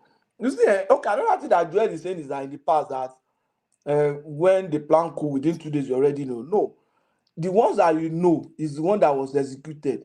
There are so many coups that happened during Abacha's time that were not even announced at all. That were foiled at the level of military, and it didn't even go out. What about even we have phantom coup now? Even coup did not happen, and they fake coup and even real coup. There are real coup. There were real coup in Abacha's time that took place that people didn't know. That was just to what Joel was saying about what took them 3 years. My understanding is that there were two coups being. The original coup was meant to take place in during the inauguration. Buhari handing over to Tinubu. So that was the original plan, but they could not perfect that plan at that point. And then they moved it forward then to the Independence Day anniversary last year. So that was when they had perfected their plan and they were going to carry it out. But in between those two, one of them then it broke rank and reported it. So I don't think they were aware of the initial coup to take place. I think it was last year that they actually got wind of it. And then in the course of investigation, they were then able to trace back that these people were actually intending it as early as the inauguration. Oh, okay, okay. Yes. There's a point there. What is their reason, if I may ask? They don't want Muna no a verse, southerner. They don't want a southerner to be their president. It's as simple as that. because is a woman, to be honest with you, is actually dumb for any military coup to happen in Nigeria. I don't know how people see Nigeria. I don't know what Nigerians think about Nigeria, but I believe the level Nigeria is now, I don't think a coup. You see South Africa, you see Kenya, you see Ghana, you see Nigeria. Anybody who is planning, any military in those countries planning a coup, more especially Kenya, South Africa, and Nigeria, it's actually a dumb thing because it's going to be very chaotic. The country will eventually be shut down. It's going to be chaotic. I don't know who wants to do that to over 2 million people, 200 million people. I don't know who wants to do that.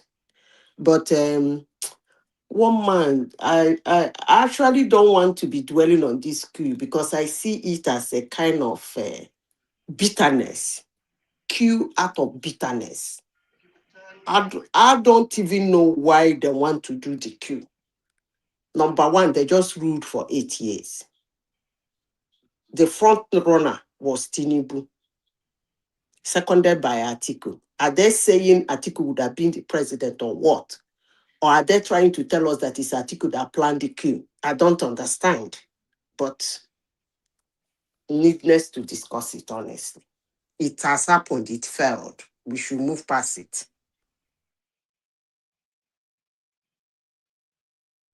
But does it not open up the possibility of a copycat attempt? Because now that it has been, and I think it's what is going on in the Sahel that inspires this, all this Traore and all that. They want to be the Traore of Nigeria or something.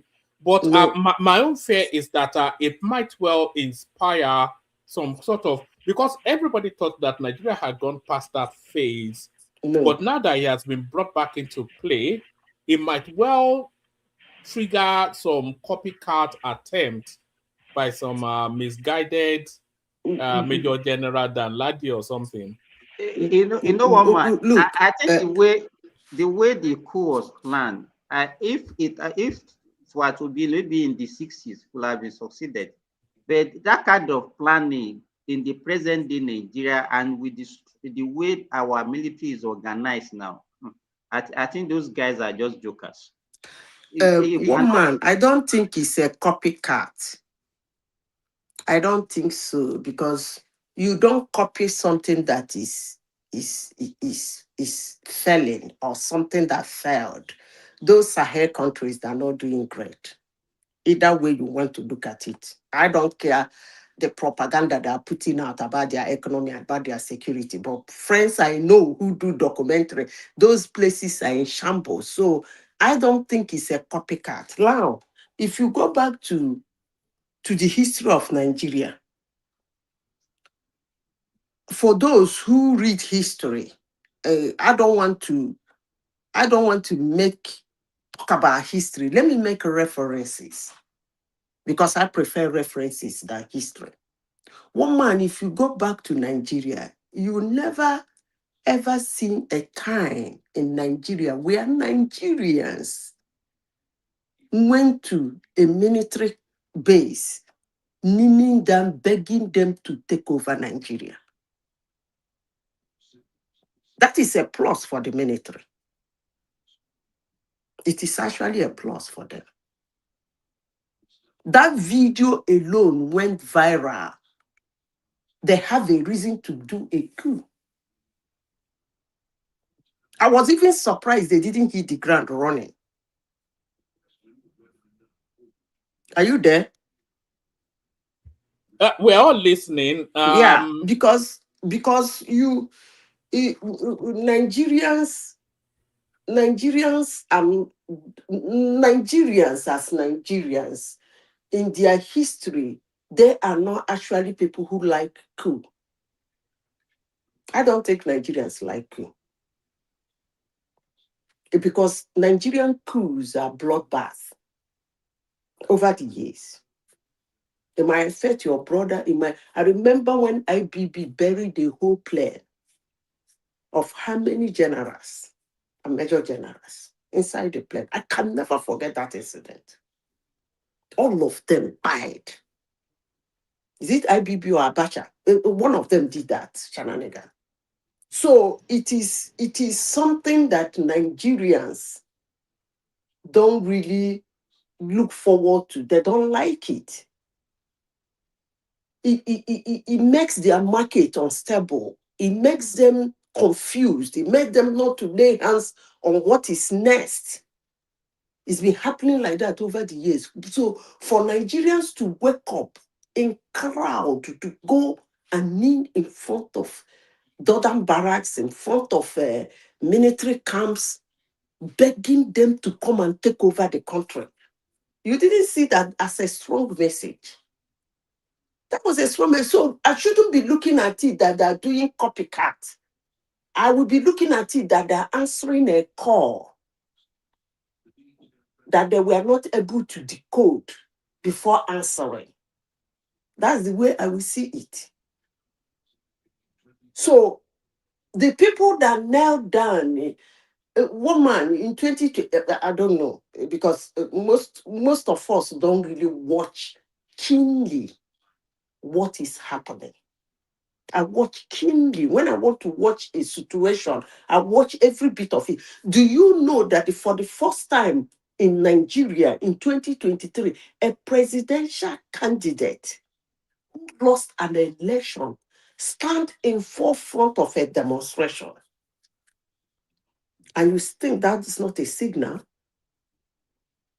Gathered crowd. I think we did that in 2023. He marched in front of the demonstration. I don't know who advised him to do that. Demonstrating when we have the judiciary. He went to the street. And these are miscreants,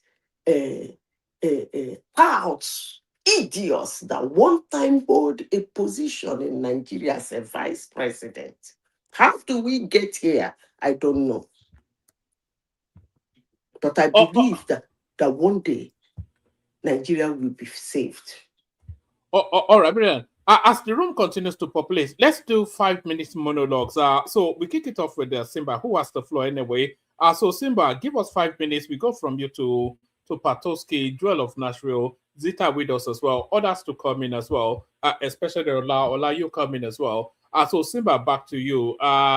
So now, but are they able to carry out they are waiting for Tinubu actually to signal that they should start doing the court martial. But I don't think Tinubu wants that process pre the elections, because it's a distraction, and the consequences for what these people have done, we all know the consequences.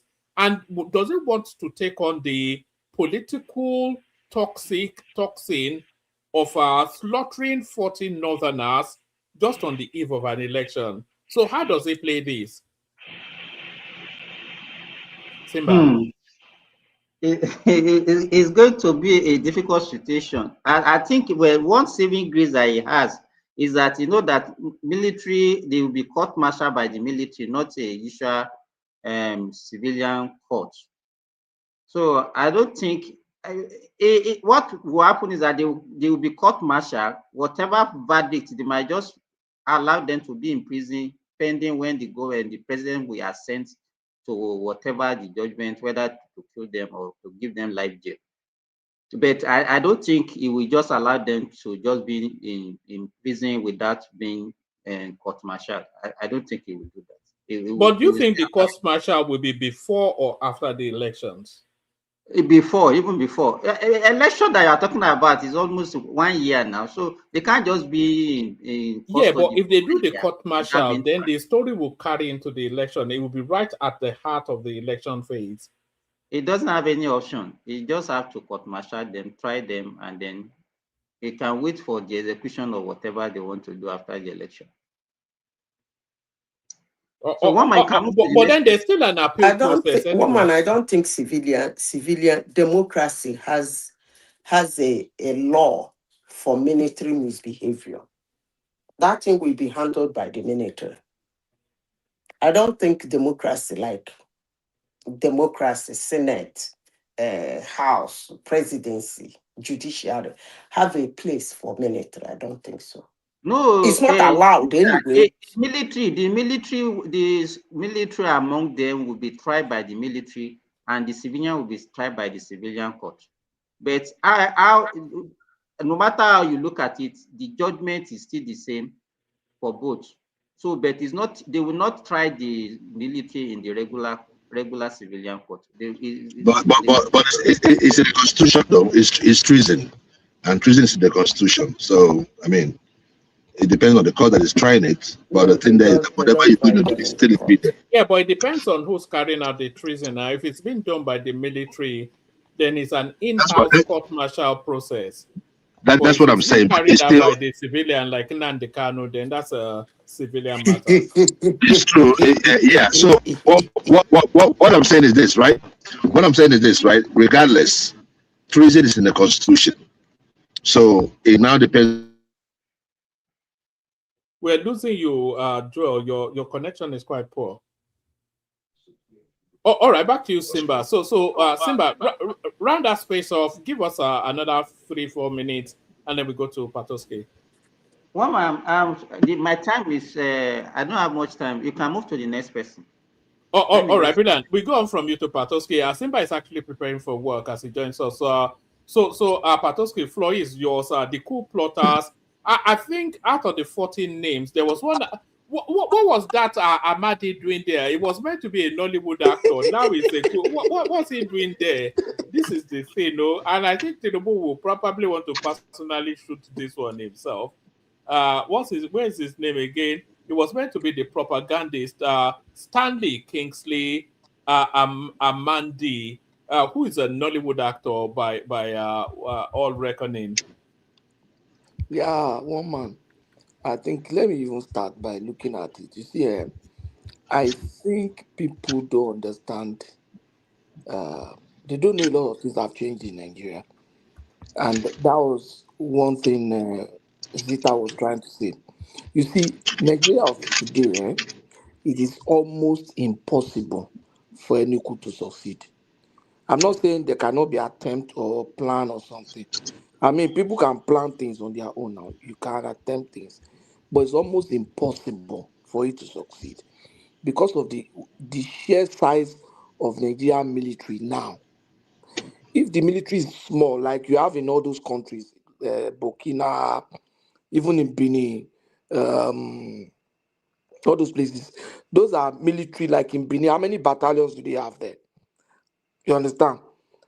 Nigeria now, in those days when Coup were succeeding Nigeria, we had only 4 divs in Nigeria, 4 divisions. Nigeria currently has about 8 divisions. That means the number of divs that we have has doubled. We have more brigades, we have more battalions, and then those days, you could have like in a div or in a place like second div there, you could see a colonel, a lieutenant colonel being a brigade commander, a lieutenant colonel acting as brigade commander. Even during the Obasanjo time, you could see almost like a colonel or a lieutenant colonel heading a div. People like Ojukwu and the rest, their ranks heading a div, commanding a div and stuff like that. Now it is not possible.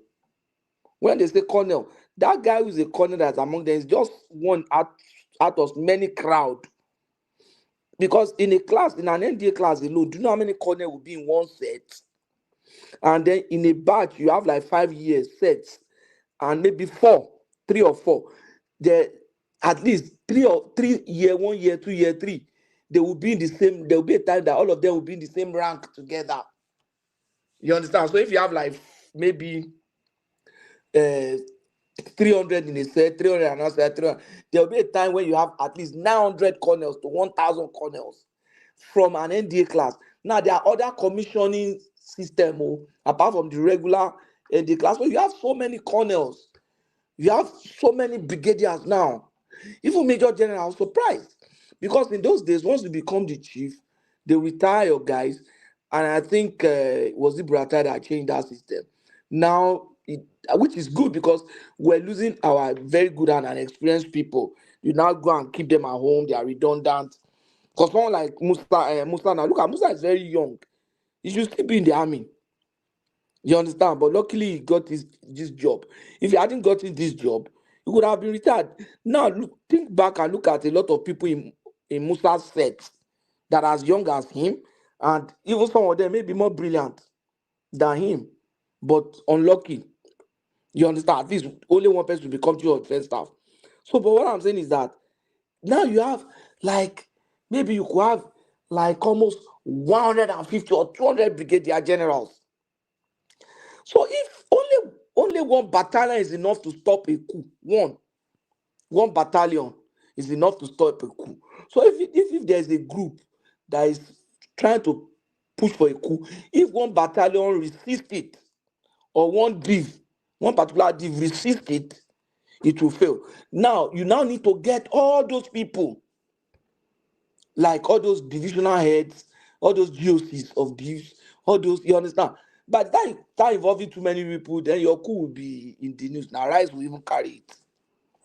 So the surprise element, the secrecy, everything will be lost. So because it's big and it's complex. Now I'm just talking of the army. The Air Force has its own structure, the Navy has its own structure. Now we have some, even the police is becoming very strong now. You have the other agency, DSS, then you have some sub agency of even the Patoski. armed forces. So I'm Patoski. just trying to let you see they may attempt to plan the coup, but for it to succeed is almost impossible. Now, Patoski. yeah. Patoski. I think it's about the armory. Mm-hmm. Because I remember those days, it's about capturing those cantonments or divisions that have those armories, like Ojo, Every Kaduna, and division has an armory now. Every so. battalion has an armory. No, but Every there are some battalion. but there are some that are bigger than others, right? No, every div. You see, every div. Now, that's what I'm saying. It has changed. It has changed. I remember even those days. I remember a battalion that time. They have the armory where they have. As I'm talking to you, I'm even seeing it. I was a small boy there, but we know where it was. Well guarded. Every battalion will have an armory now. Where would they keep their weapon if they don't have an armory? Definitely every battalion has a weapon. They have their weapons, and they have places where they keep them if they are not in use. So there's no division that doesn't have armory. If they don't have armory, what are they using to fight? Or what weapon are they using? So it Patoski is wasn't like that. Obasanjo decentralized it. It wasn't like decentralized that armory. before. Okay, maybe after I'm talking of like 1983, So you 1980. can, if you take the queue from one cantonment, another cantonment can counter you. Yeah. That was why he decentralized them. No, but Zita, I'll give you a good example. You can't say, okay, you see, every division we have the armory. For example, second mechanized div in those days, second mechanized div in Ibadan, they will have their own armory, armor tank, everything, their own storage. Are you trying to tell me that if Lagos Garrison Command, which is almost like a div, then need armor, would they have to go to second mechanized? What kind of decentralization? There's no place where you have military presence. You don't understand. You know, they used to, there is I don't know whether you are making a difference of armory and cantonment. Maybe armories and cantonment. No, that's what I'm saying. Because they used to have a place where they have war machines. It's Exactly. different from patrol van, this, that you can use to secure an area. Yeah, but you don't need Anyway, war let me leave machines you for to a coup finish. now. You don't need war machines for a coup. This is what I'm saying. You see, You just need guns and tanks. You see, anywhere you have military presence, you must be able to mobilize them for actions. Soldiers carry their weapon, their everything. They sign for it. When they are going, they return it to the armory. Their ordnance presence in almost every battalion those days have ordnance officers. They have ordnance company. They have S&T, that supply and transport. Those are ordnance. In those days, we are in a battalion. You have like A company, B company, C company. You have I've forgotten this one. Then that company that has like the support services, like S&T. Like then you have ordnance. Ordnance is the one that issue all this. They are the one in charge of all these armors. Every division have their own ordnance units. So people just think, oh, they took the armor to every division. Some can have more than the other because of the allocation. For example, Lagos in those days, because of the head of state presence, and the presence of Air Force more in Lagos. So you expect fighter jets and all those stuff to be in Lagos, Kaduna, like that. But armor tanks, RPG, different weapons, almost every battalion we have that. So it is difficult now, almost impossible, not because armories are decentralized, but because the military is more complex now. There are more. We have more soldiers now. We have more divisions now. Then you have more senior officers now. Those days, you could just be working in Lagos. Maybe you will see or even this Abuja now. If you work in Abuja, maybe you see 5 major general on the street or Lagos. In short, in Lagos, there was a time the whole of Ibadan can't see another major general other than the GOC.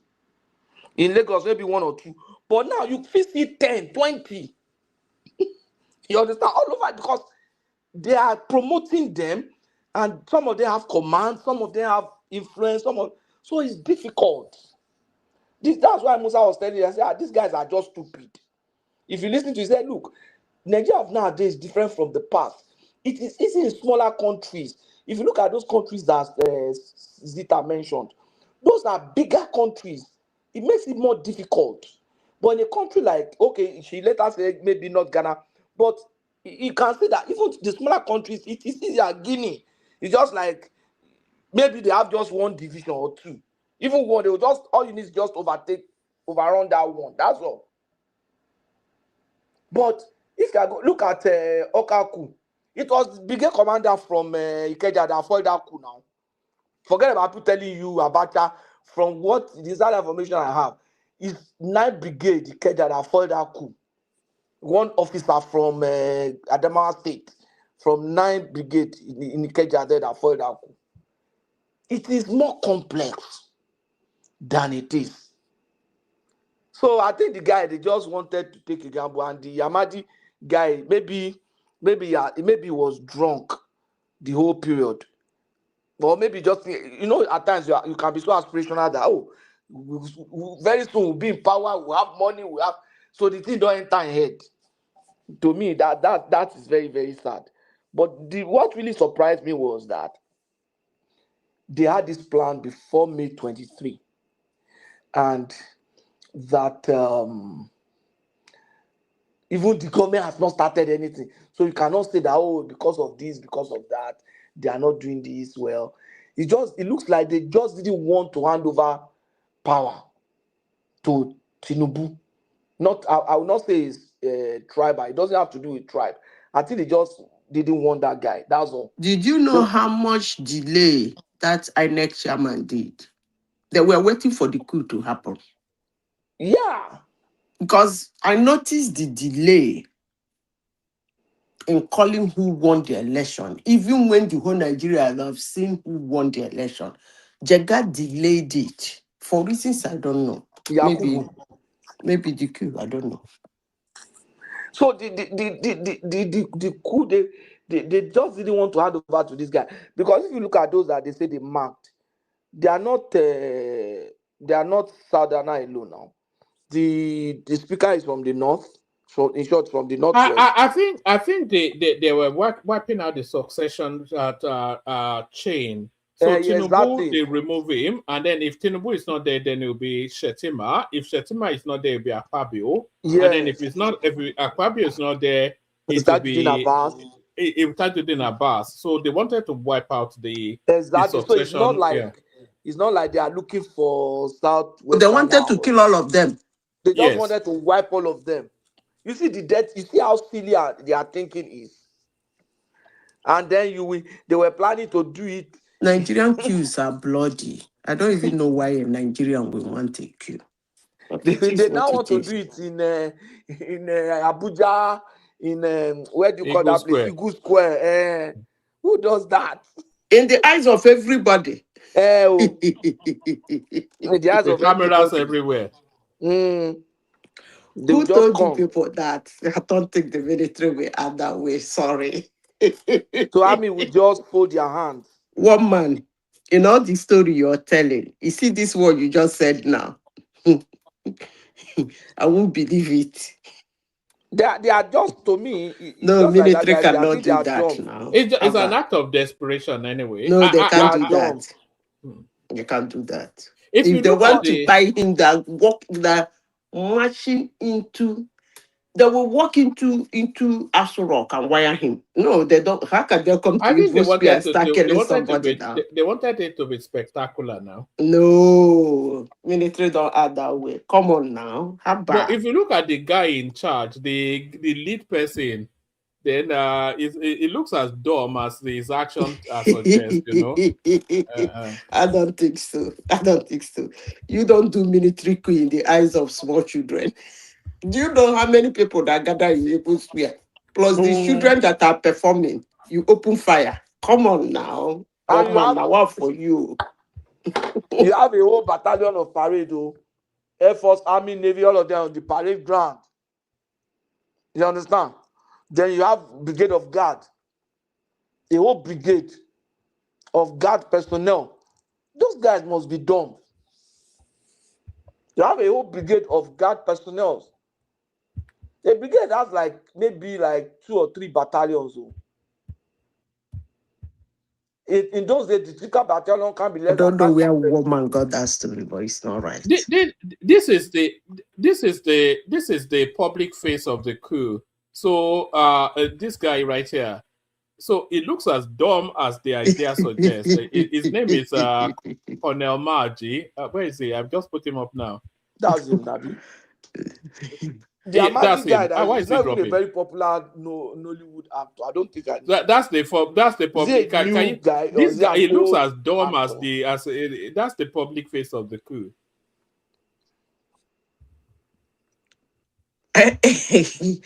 Oh man. Whatever you want to say, I don't think they want to do it in Igbo Square. Forget that story. It's not happening. Well, that's what the defense intelligence is telling us now. Those ones are the Apollo story. You are there planning to execute the whole of Nigeria. Do you know what it means to do inauguration? You go there, open fire. They want to. You won't come out alive now. Come on now. The hours are that somebody that did that they did it to hours for that, but it was not a coup. It was an assassination because of his effort at reconciliation with Israel, and the people that took over were not the people that planned a coup to take him out. You understand? Okay, this guy. This is the Amadi guy. Stanley Amadi. Okay, this guy is an old guy. He's an old actor. So, you see, woman, this guy's own story and what they tag his position, his action, doesn't really seem right to me, honestly, sincerely. Yeah, but if it's not involved, then they won't. Sorry, Patoski. Sorry, Patoski. If this guy is not involved, I don't think he can hear us. If this guy is not involved, can you hear anybody? Patoski? You get to a point you prefer make them buy you. Patoski, can you hear us? Quench. Wetin the eye go don see. Asimba, Patosi, are you talking to Patosi, yourself? can you hear me? Because during You can't hear anybody anymore. Abacha's time, It's all that Abacha's eating. time, We get yes. Okay, they carry on. mistakenly this thing happened to one of my friends. So they mistakenly arrested one guy, one major general for coup. After they took him to Apapa, when they finish, they say, "Oh God, sorry." Pato, They gave him can you hear his rank. The anybody? guy carried the rank, give them. Say All him right. they go. Let me drop He him. doesn't Hopefully want the rank back. again. He doesn't want army. All right, Patos will come back. I didn't mean to drop you, but you couldn't hear. So maybe when you come back, you'll. But what I was saying is, this guy Stanley Amadi right here. If he wasn't involved, then they won't say he was. There's no reason for them to say that this guy was involved unless he is involved. No, one man. You know, it's just a random actor now, so there was no reason to add his name unless the investigation tells them that he is involved. Thank God you said he's a random actor. What they want this guy to, first of all, you heard what I said. I said, I am not disputing that he was there or he wasn't there. But what I'm saying is that the job they said he will do for them doesn't fit his status in Nollywood. Okay? He is not a popular actor. He is not a popular director. He is not all over the place. Okay? So if they have said something different, that is what he's going to do, I would have somehow believed it. But say he is going to carry the propaganda. He doesn't have that pedigree for propaganda. Because if you say Kenneth Okonkwo, if they have arrested Kenneth Okonkwo, I would say maybe. No, now okay, Kenneth Okonkwo is too high profile. I don't think he would have agreed to something like that. I'm just saying. This guy is the chairman of the I don't know their For Enugu State, the Actors Guild. Guy, the Enugu State. The Actors Guild, yes. But it's Enugu State, not Nigeria. I think what the reason, maybe the reason why they actually co-opt him is so that he can actually speak to their people and spread the propaganda among them. No, that's what I'm saying. I've given you example. If it is somebody like Patience Ozuko, Kenneth Okonkwo, even all these young ones, those ones are all over the place. Wait, they now, can do it effectively. They are speaking for themselves. But this is a chairman that can woo other members. So Enugu, only Enugu State, only Enugu, not Nigeria. Make sure that they read them well.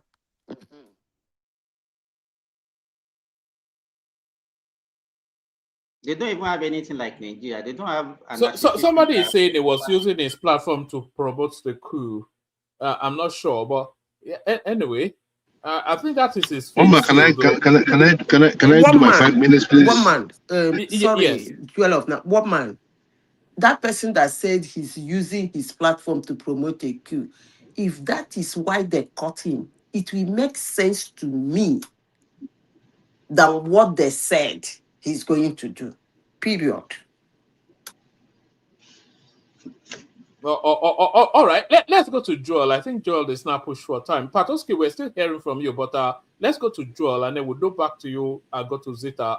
Joel, and also this lady that was killed by a snake bite as well. If we want to, I was asking Chioma, where is Chioma?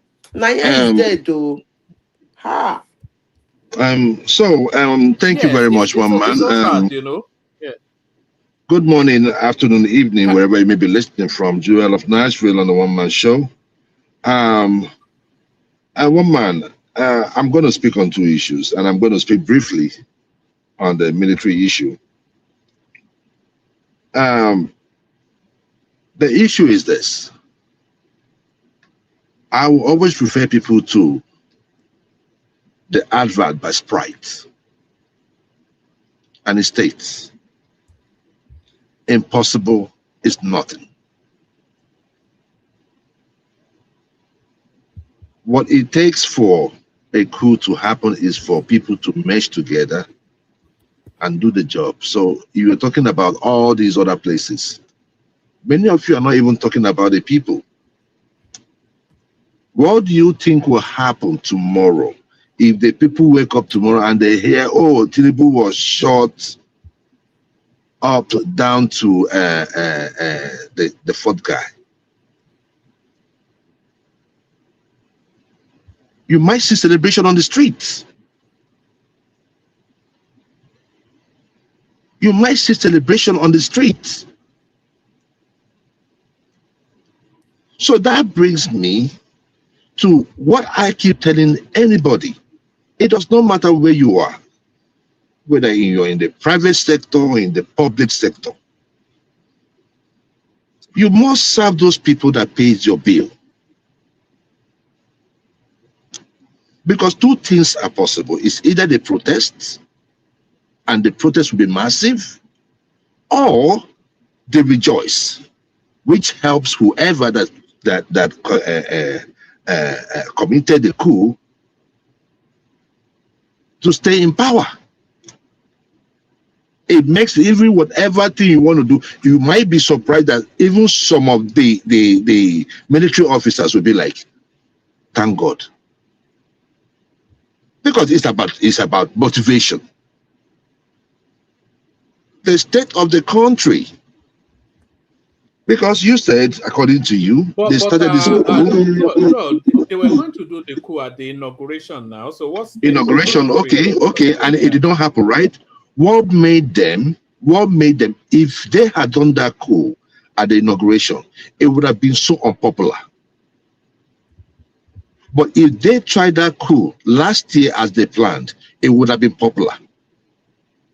Amongst who? I'm telling you, no, I'm not telling you about among the obedience and Nigerians, of course. Popular among which people? You understand me? Hold on. Obedience, it will be, of course. I'm telling you, see, let me tell you. If they had carried out that coup, I guarantee you, some people will be happy. Some people might go on the streets to rejoice. Do not forget that some Nigerians have already called out the military to come take over. Yes, so what do you think will happen? Hold on.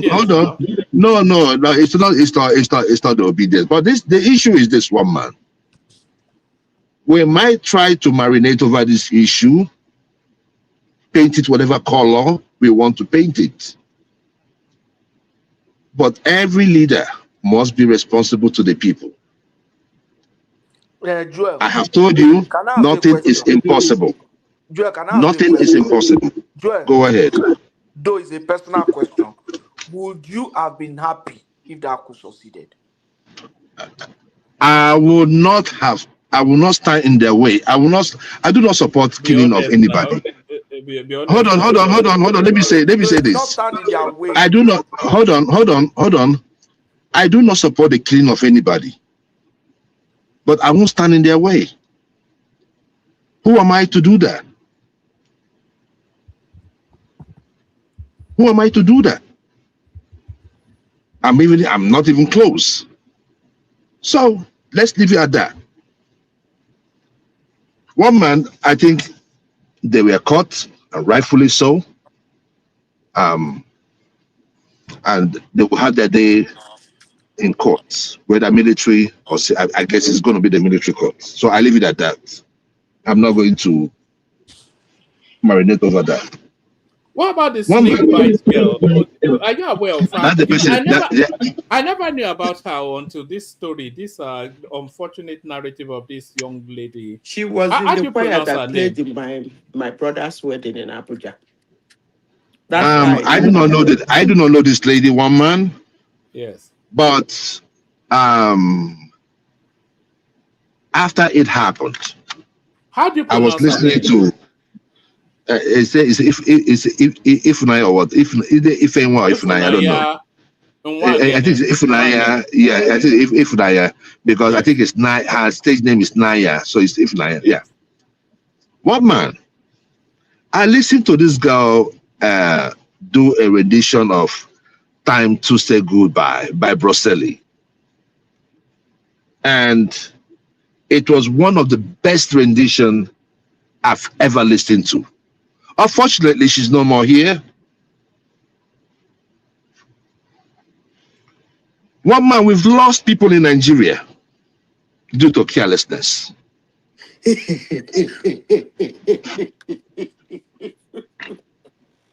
We have lost people in Nigeria due to bad governance. And I'll tell you why. You see, there was a time, I don't know who said that, I don't know if it was Peter Obi or somebody that said that we are poor. Even if you are rich in Nigeria, you are poor. Many people was like, what is this guy saying? Of course, the madman told him. One man, the issue of emergency services in Nigeria, primary health care in Nigeria is messed up. There is no excuse. As a hospital, if you're operating as a hospital, what are you providing as a hospital? What is the standard? What do you expect when you go into a standard hospital? If you do not have it, then close shop. Because what happens is this: you operate as a hospital, and I am sick or I have an emergency service, incident. Instead of me to rush down straight to the major hospital or maybe a federal hospital, maybe it might take 20 minutes. But I am looking at, oh, there's one that is 5 minutes away from me. I now go there. By the time they will now check me in and do order, the time is going. The time is counting. In the medical field, time is very important. Time is key. If I have a snake bite right here, all I can do is maybe do a tie over the bite site, and I call the ambulance, and I am sure that within 15-20 minutes the ambulance is here. And when I tell them what it is, they are already coming with antivenom anyway. They already have them in those ambulances. Somebody said it's expensive. That would be the United States of America, right? No, one man. You see some things, right? When we make certain statement, it makes me mad.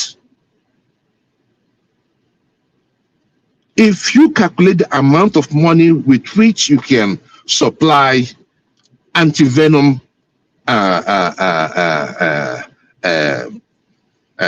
medications to hospitals in Nigeria, you might be surprised it wouldn't be more than ₦1 billion a year. Well, were you listening to Simba? Joel, were you listening to Simba? He said in over a decade of medical practice in Nigeria, he only treated a snake bites twice. It does not matter, one man. That is why you are an emergency service. That's the point. I mean, I don't know how you guys see it. You keep an ample stock of medicine that. One man. See. Let me tell you this. If I go into a hospital, please, can I, please, I don't want to lose my train of thought, please. If I go into a hospital and I see a crash cart, there is standard equipment that needs to be in that crash cart. Look, one man, if you have left these hospitals to do what they want in this country, they will not do it. Are those hospitals not making money? It's about priorities. It's about regulations. It's about seeing that things are being done right in Nigeria. Well, man, it's unfortunate. This thing could have been anybody. You might have said, I want to visit Nigeria, and it happens to you.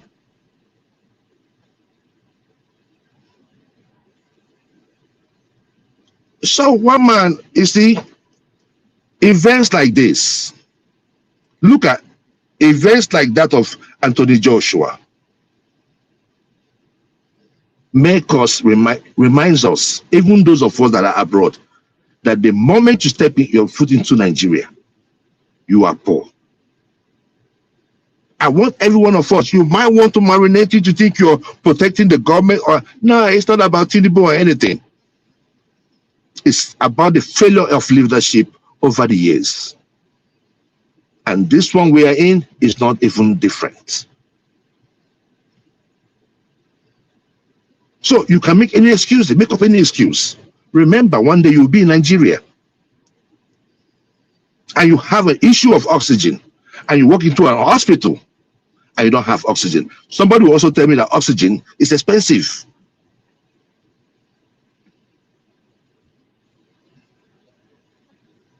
And we have to look at that of Mobad. Look at Mobad. These are talent. These are generational talent. These are unique people, unique talents. It's just like you had a Burna Boy died.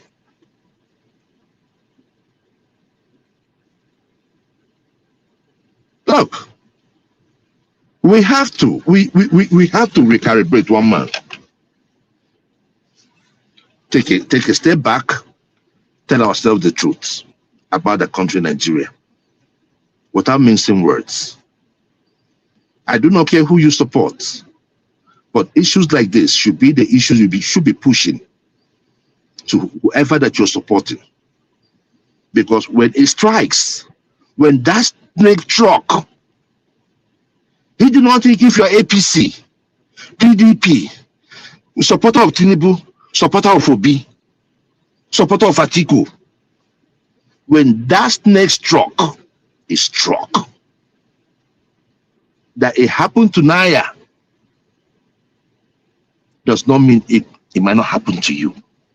So speak out. We have a poor emergency system in Nigeria. Do you remember that? Very painful. Sorry, Joe, do you remember that newscaster as well that jumped from... that jumped, exactly. Yes, and then the medical services could not respond sufficiently enough, and she lost her life as well. One man in 2002, very painful. Very painful. One man, let me tell you something, and I think I'll end on this. And there is the Chimamanda son as well. Son as well. Okay. You understand me? So when they tell you that the Nigeria not happen to you, Nigeria happened to every one of them. One man, there was a situation that happened in University of Port Harcourt. Anybody listening to this show will remember the story of Ako. Ako was a young dude from Awoda. He went to see the girlfriend. So you know all these petty thieves, they came to steal. So they come through the window to steal, right? So for some reason, I don't know what happened. I think they jumped. I don't know how they got into. Okay, I think he went outside to attack them or something. I don't know why, and they shot him in the thigh. This guy was bleeding. People around the community put him in a car. As they were going, the car flipped. Because they were speeding, the car flipped. As the car flipped, right? It's like an accident, right? They came out, they were okay. They looked for, they got a taxi that took them to University of Port Harcourt. That university, remember, this is University of Port Harcourt. And they drove this guy to town, to University of Port Harcourt, teaching the hospital. A student. You know what happened, one man? The guy was bleeding, and they were asking the nurses were telling them to go bring police reports before they could treat him. This guy was bleeding and died on the spot. May God, may that boy Akko rest in peace. I went to his funeral. We did a protest even. Now, if, for instance, one man, he got shot and an ambulance was called, immediately the ambulance is coming, at least it will take the ambulance like 10 to 20 minutes. Probably they will be doing like trying to control the blood, maybe tie the site above the gunshot wound, right? And they're waiting for the ambulance. Maybe like 10, 20 minutes. Ambulance shows up. They have everything to control bleeding, rehydrate you. They have blood, and they have every instrument to at least resuscitate whatever thing that is going on, even if you're failing, even if your heart is failing. They can defib you.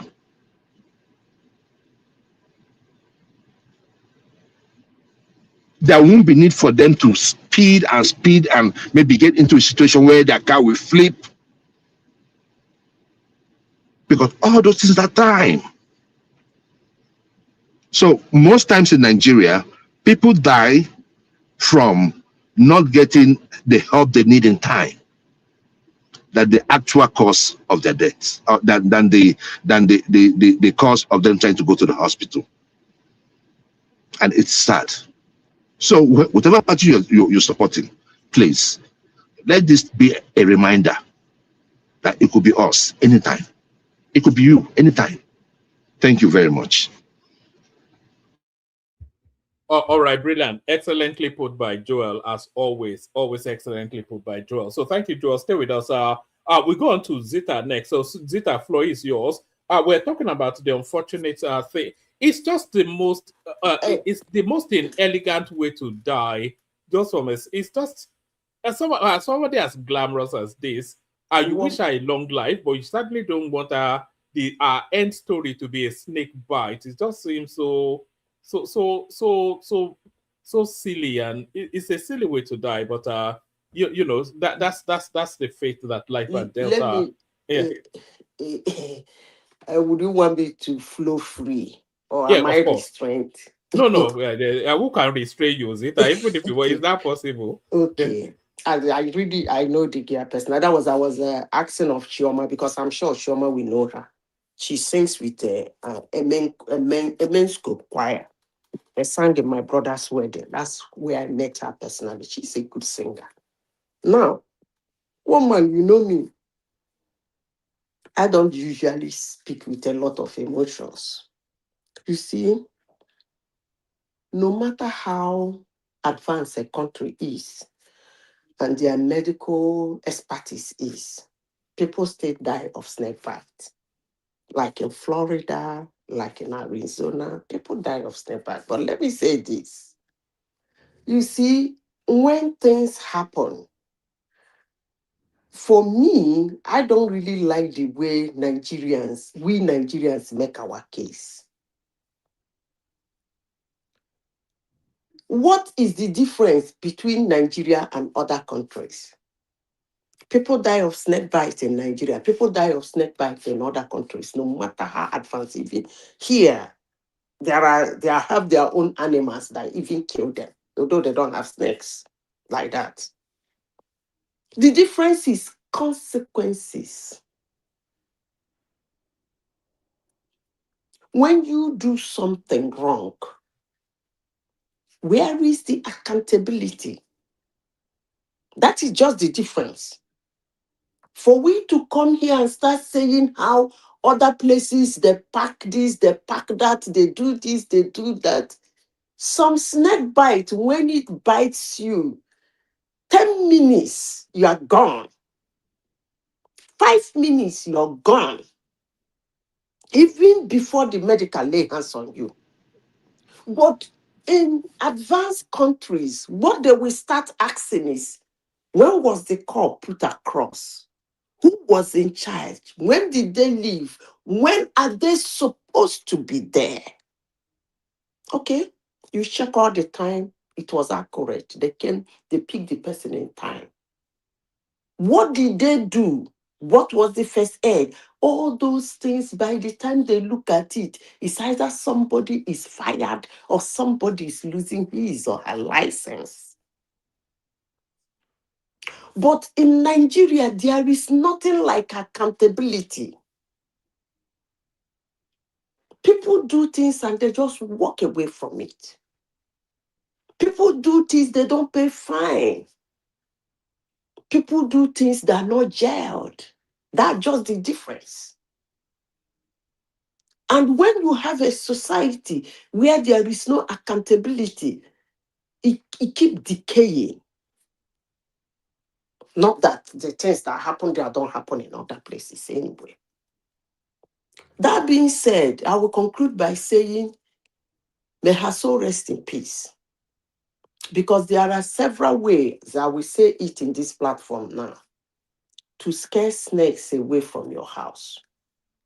More especially if you live in the tropics. Bitter cola is the answer. Make sure you buy it, throw it around your house. They will never near your house. Never. For those hearing my voice this morning, buy bitter cola. When the sun is hot, like this period now, the sun is hot, they're all out of their holes. When the rain is there, they'll be looking for your house for their warmth. So either way, if you're in the tropics, you are not free from them. So the best thing is the easiest way, 300 naira, 500 naira bitter cola can do the job. Change it from time to time. Maybe once a month you replace them. That's all you need to do. To avoid them from coming to your house. You can read about it. What's the science? What's the science behind that? That's why I said they should read about it now. One man, I shouldn't. No, something? One man. Please, I've said this severally in this platform. I'm not a professor. I am not a teacher. I only come here to air my opinion. So if I say anything that somebody wants to know more about it or want to counter me about it, the person should go and do research on it. Bitter cola is confirmed. You can open your. We can't hear you, Asano, by the way. Huh? Asan was trying to interject you, but we couldn't. Even I couldn't hear him. But carry on. One man, you see, on bitter cola though, you're right on that one.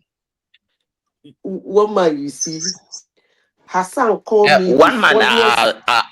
He called was me trying the funniest to say that name I have ever had in Madam this Zita platform. is right. And the way you like to ridicule indigenous knowledge, one man, you are too Oyibo for your own sake. I don't know which one you will. Maybe we'll just dash you to the Cro-Magnus. I'm just wondering, would the Babalawo do some incantation on the bitter cola before you throw it? Will they do some incantations?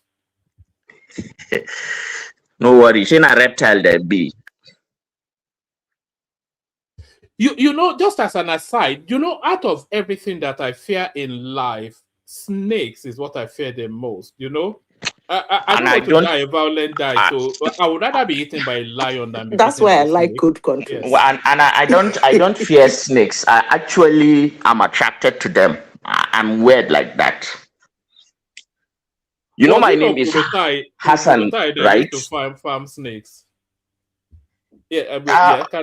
Yeah, there is a way I handle pythons, but I don't handle venomous snakes. I usually kill them, and but I have a very high sense of noticing if they are around. We have a species of cobra in Borno that is very venomous, and there are some parts of Borno around the Mandara Mountains.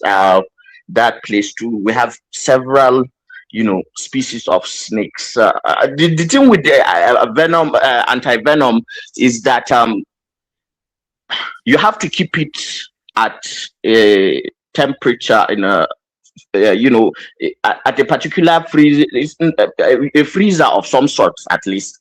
And no be everywhere where light go there. So most of the primary healthcare centers, they do operation with torchlight theft. So it's just unfortunate. Like, but this girl is only just like popular. But I just imagine how many people like lose their lives. Especially those that do not know the indigenous knowledge of how to manage it, and then also can't have access to the anti-venom. So you can survive snake bites. So you can survive snake bites mostly. What usually happens is that people get hey, a snake don't bite me, and you begin to palpitate. You are anxious, you are hurrying up, and that spreads the venom faster, and it does more harm. Uh, we've lost so much indigenous. I learned this from my grandfather. A lot of these things, and Madam Zita is right. There's a place for kola nut, and there's also a species of a species of lemon that also does that. It doesn't only chase away snakes; it chases away reptiles in general. Like anything that is reptilian, yeah, it doesn't like it. So yeah, it's just unfortunate. Like I don't. They say how did snake take bite the girl sef? In our room, they said. Okay, it's okay. It's probably through sewage, through plumbing or pipes, or they usually lay eggs. And which city is she? Where is she? Lagos. It was in Abuja. Where? Okay, perfect. No wonder. No wonder. In Dugbe. Abuja is notorious for snakes and the difference. And the thing with for a place like Abuja and not having access to anti-venom, that's a disgrace. No, they did have access, but they didn't have sufficient supply. Was what they were saying. And there is limited knowledge of even what to do in the emergency situation. I mean, like she went to 2 hospitals, right? Yes, she went to a private hospital. They had no anti-venom at all. And then she went to the Federal Medical Center where they only had 1 syringe, but she needed several dosages. That's what yeah, she time must have already passed. Yeah, because they were hoping the snake bit her, and then she took herself to the local private hospital. They didn't have anti-venom, and then she went from there back home. And then her landlord tried to take her to hospital, but his car would not start. And then she ordered a Bolt to take her to the so all of that time period, that thing was still So it was meant to kill her. Yeah. No, when it's your time, it's your time. Now village people now. Village people. No. This thing that you usually say, that's just like pretending and just telling yourself what will console you. One day you must meet that thing. So just be at peace with it. When your time comes, it comes. But she's only 25. She's only 25. It's unfortunate, right? She's so pretty as well. Pretty girls should not die now. It's not allowed. See, one man.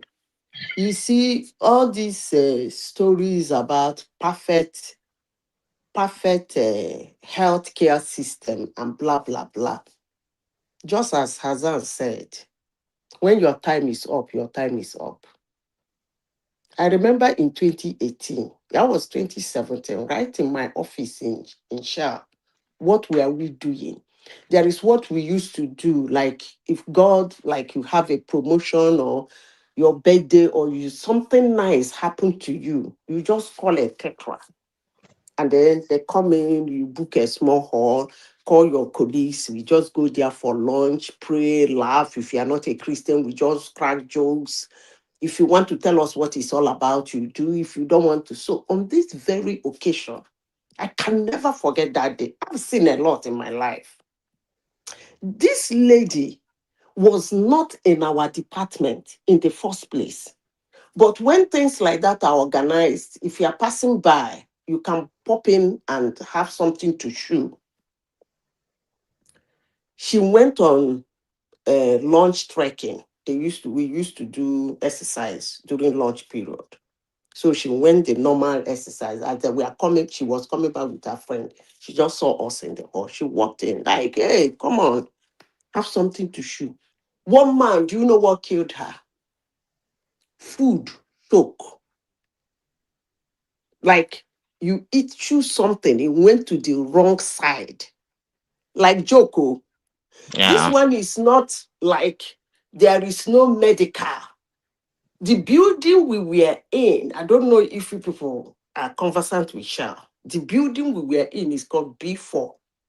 Behind the B4 building is the ultra modern chair clinic.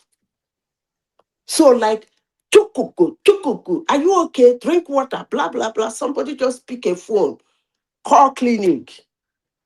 That somebody is choking. They rushed because it was just, they rushed with their elevator, do all manner of first aid they could do on the lady. There is no manner of first aid they didn't do right there. When they find out that it wasn't a first aid something, they put her in a stretcher. They don't need to go anywhere because all they need to do is we're in the second floor, run up and down. This thing I'm telling you, 5 minutes. They took the lady out. We continued eating. Thought it was a normal thing. The next thing, everywhere went quiet. The manager got a phone call. And we do, the whole place went quiet. Me, my mind didn't go there. Why would she die? And she's gone. Just like that. She was gone.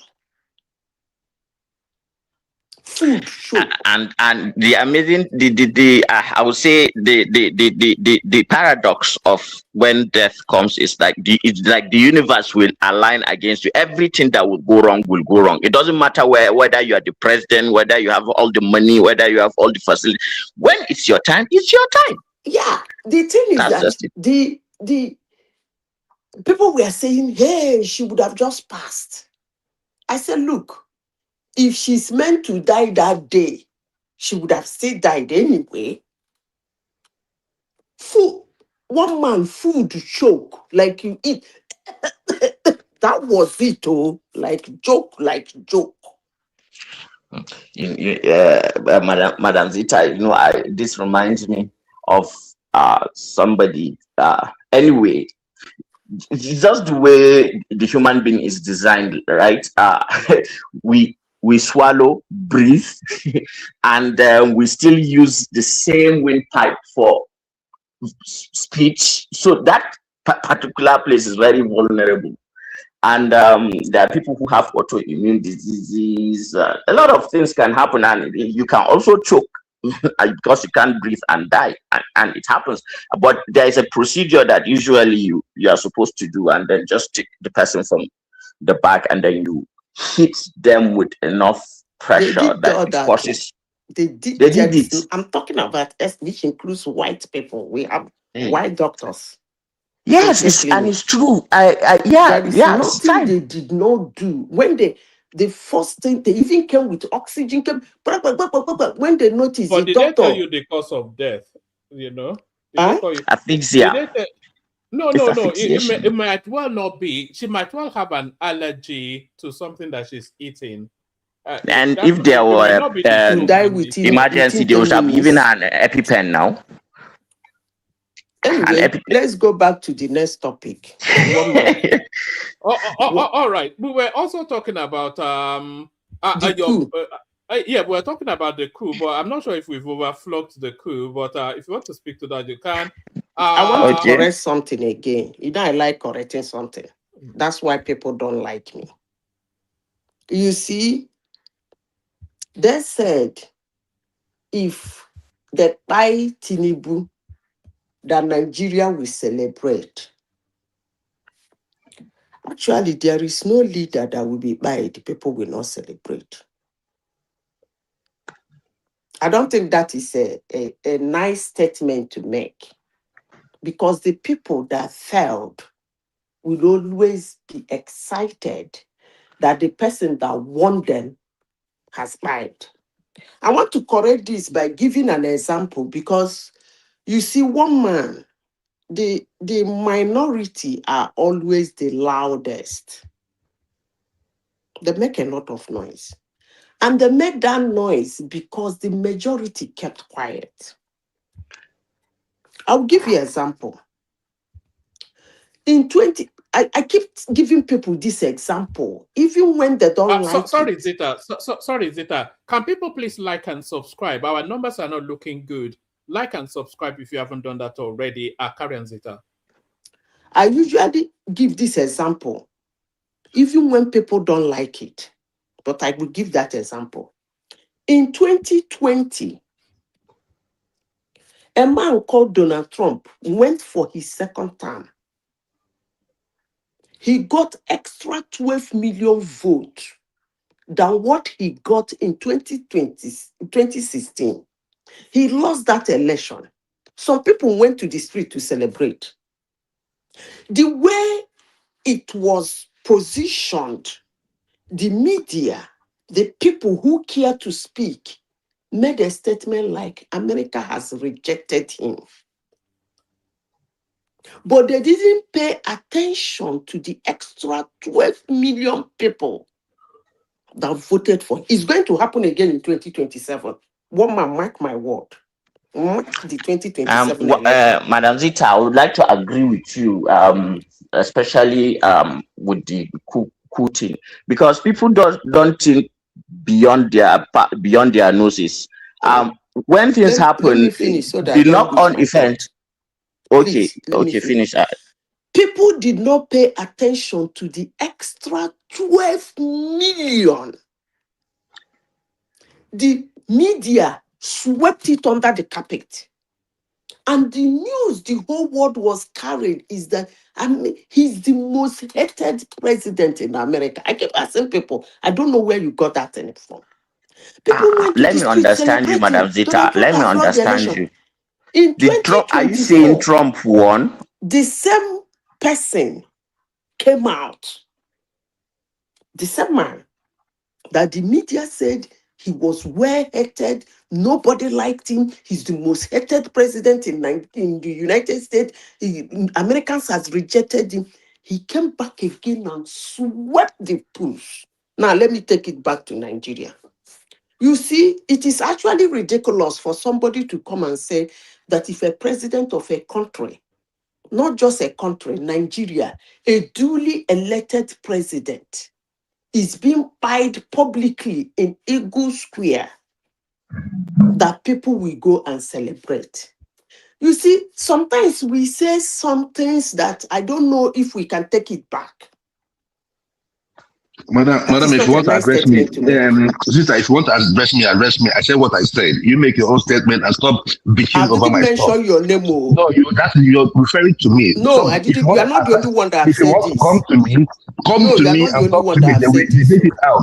But all this your beating around the bush, you repeated the same thing over 4 or 5 minutes. Don't own it alone. You are not the only one that I said what I said. I said that some people looking at how the country is, that some people will be on the street. Said this kind of is it the right thing to do? Maybe not. But some people will be on the street.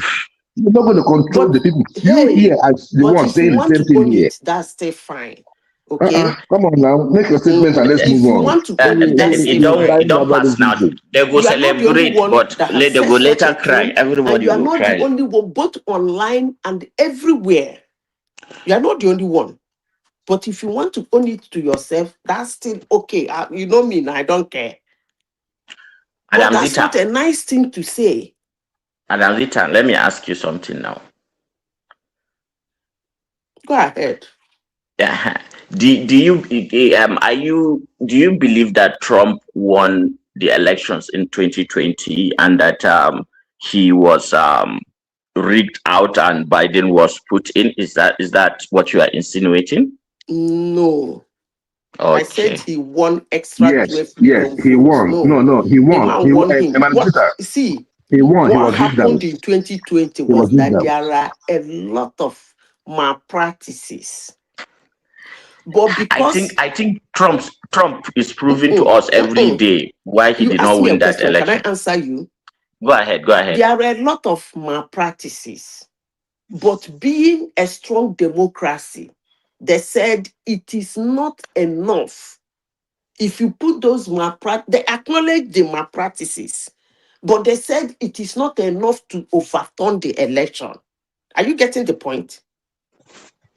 They acknowledge there are malpractices, but they said if you put those malpractices, get it here, get it here, get it here, get those votes, turn this vote that was wrong, turn this one, you put them together, that is not still enough. Who said that? The Was it DOJ. the Supreme Court? No, the DOJ said that. The DOJ is a political. No, because those kind of cases come to them. Are you telling me that Kash let's get Patel to is not the covering for Trump? American. Let's not get to American. No, otherwise we'll... No, we are literally copying their democracy. Those One kind man. of cases go to them. Is the DOJ actually the DOJ is being appointed by him? It was the DOJ that said What did you it is not expect? Like enough to overturn the election. Trump is a misnomer. Like okay, I don't want to go into that one, please. You people have started all this here. If listen to him, no. So don't be that's not surprised if that actually man the is case. in the ballot again. That's not being consistent with the facts. Really, that's just a conspiracy, and that is But not don't you rooted in think any fact. America needs a misnomer person to rule them?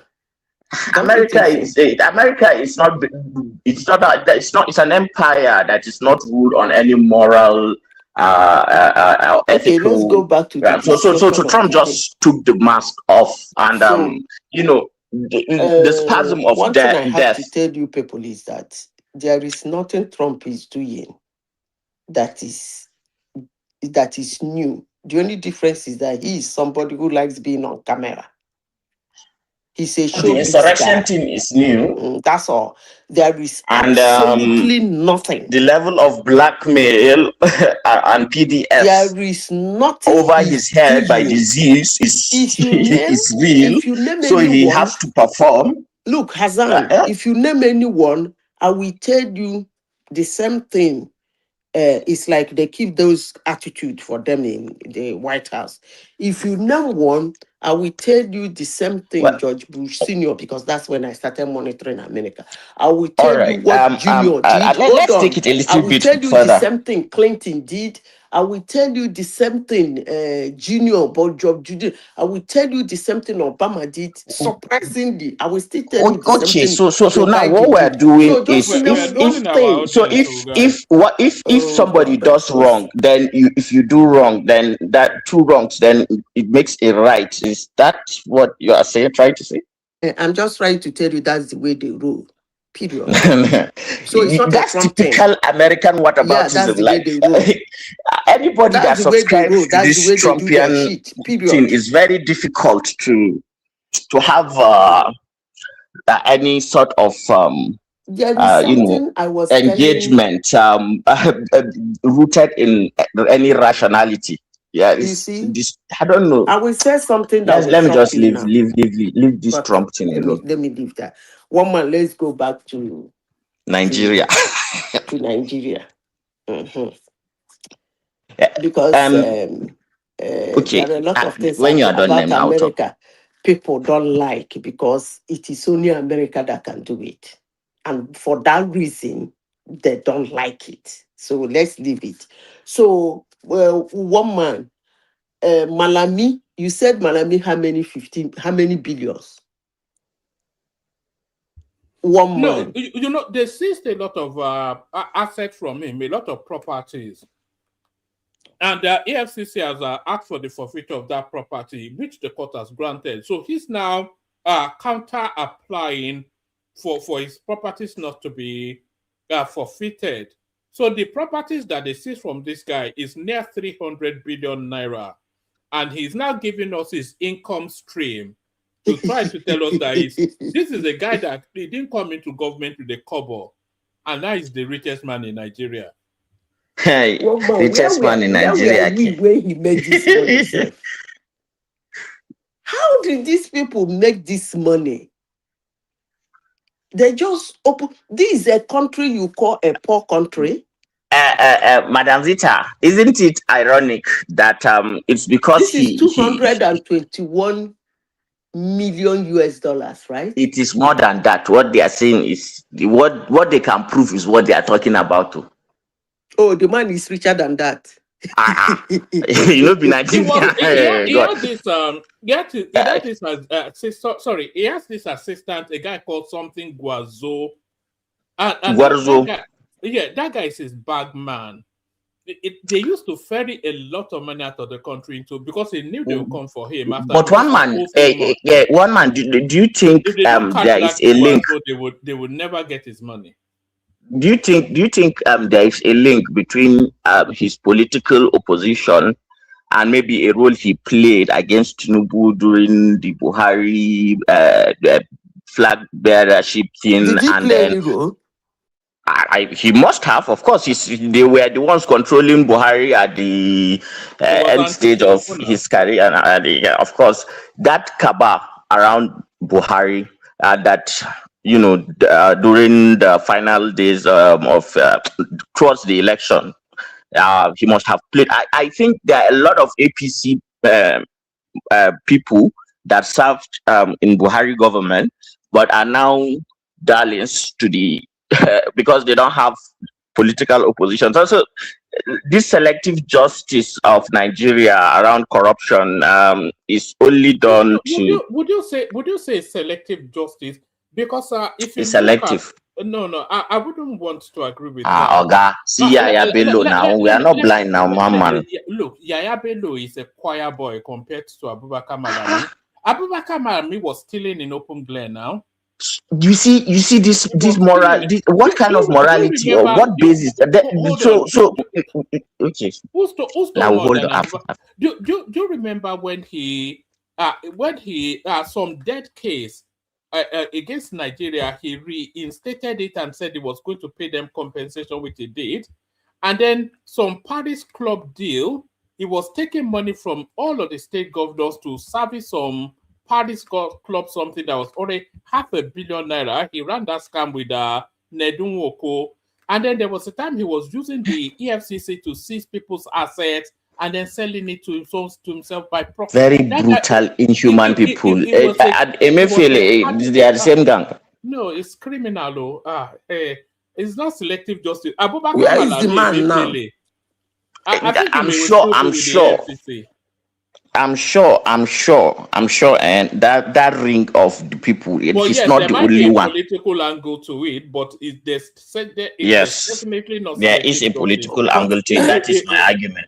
One man, I don't understand this political angle. Is that kind of money found with him? How do you mean? It's it's very it's alleged and it's alleged. No, there's paper trail now. There's paper trail, and but the money they never see him. But they found his assets now. They found assets traceable to him that is not consistent with his income. Even Dangote will struggle. Do you know what Dasuki said when Buhari jailed him on that $2 billion? He said that that he's a soldier, that this is not he has been to prison, and that he has already overcome death a long time ago, than for him to bring out that money. He'd rather if he will die in jail, he will die in jail. That he has people who will come after him who deserve. He said something allegedly in Kuje prison, something like that. Hassan, that's the thinking in that space. Can you imagine? Hold on. When these people go in, they loot money. So they loot. Let's say they loot ₦1 billion. They know that they're only keeping half, maybe 600,000 of that. They know that half of it will go to the lawyers, some will go to the bribery, they will get some sort of aggression from the government. They will politicize it. One will look at Femi Fani-Kayode. The allegations against him was in the Obasanjo first term. The case only ended last year. You know, so, and he spent all the money that he looted, you know, so they know that once they've stolen the money, it's almost irrecoverable. And they have the lawyers to tie it down forever in perpetuity in the courts. They have already mastered the Nigerian judicial system and all the loopholes. If you see the signs that they are representing them, oh God. God Desha. One man, I want to see the man's face. I don't know what it looks like. Yes. He's free, Is your former he's free. General now? There he is. Madam Zita, you would imagine that somebody who stole that kind of money should be behind bars, right? He's free. But the political angle to it, they are trying to prevent. They are trying to prevent that money from getting to the ADC because that's the money for the election. The Abubakar Malami money. Yeah. Probably. But whatever it is, like a man robber. In the ADC now. What was his job in Nigeria? He was the Attorney General of the Federation under Buhari. Attorney General. She used his office to order the EFCC to remit like all these like his assets now that are being confiscated, right? Yes. Say the EFCC chairman now one Yoruba guy. So just imagine, say, who be the Attorney General with there now? Say, him go tell the Yoruba guy with there now, say, me just forward the thing to the office of the Attorney General. So he will handle it. Like, that was what he did. So he brought the EFCC under the yeah, there was this guy, one young man like that, one inexperienced young man, and that he brought. He actually put that guy intentionally as a front, so that any seized asset or anything that is coming back, whether it is Abacha's loot, whether it's that it will come through his office first. So they actually did a lot of stuff, because the real thieves in Nigeria are the ones that steal in hard currency. Now small thieves, they thief in naira. That guy this guy he must be richer than Dangote as he is right there. Your hyperbole is too much now, one man. Who was the DOJ before him? What old man? You mean the AG? Attorney General, there is one that was before him. Not is before him, under Buhari. He did the whole 8 years, so. He did the whole 8 years. So I think. And we are talking of the chief judge. That chief judge. Chief judge, yes. The chief judge is that Nigeria chief judge. No get not just. You see, this guy was the president of Nigeria for 8 years. No, he was not. No. You're hyperbolic. That's my problem with you, man. You are just you can't help yourself. Yeah, do you remember when Aisha Buhari told us that the government was hijacked immediately? This was if you look at this guy, it's not this man. It's not Malami. Hold on, it was Malami, Abba Kyari, and Mamanda. Daura. Those were the yes, okay. Now look at it this way, and let me tell you what's really happening. Where is the name of the one that died of COVID? It is the Daura. It is the Daura. It was Malami that died of COVID now. No, it is Kyari. No, it was quite Kyari, Abba Kyari. Yeah. So it's Kyari that died of COVID. Kyari, so Malami is still alive, and Lawal Daura is still alive and well. Yeah. And he was the president, not Malami. No, Malami was the president. Oh. No, one man. I'm telling you something. You are okay. Just go with whatever you want to. Did you read the Aisha Buhari book? Supposed book. Have you read it? The one that was recently published. Have you read it? No. Why are you talking then of what you don't know? What is just speculation? Look now, for example, now with the coup, eh? They said it's Timothy Silva, but Timothy Silva is not in Nigeria. Oh. So what does that mean? That means He's on the run. can he not be extradited? Where is he? Who knows?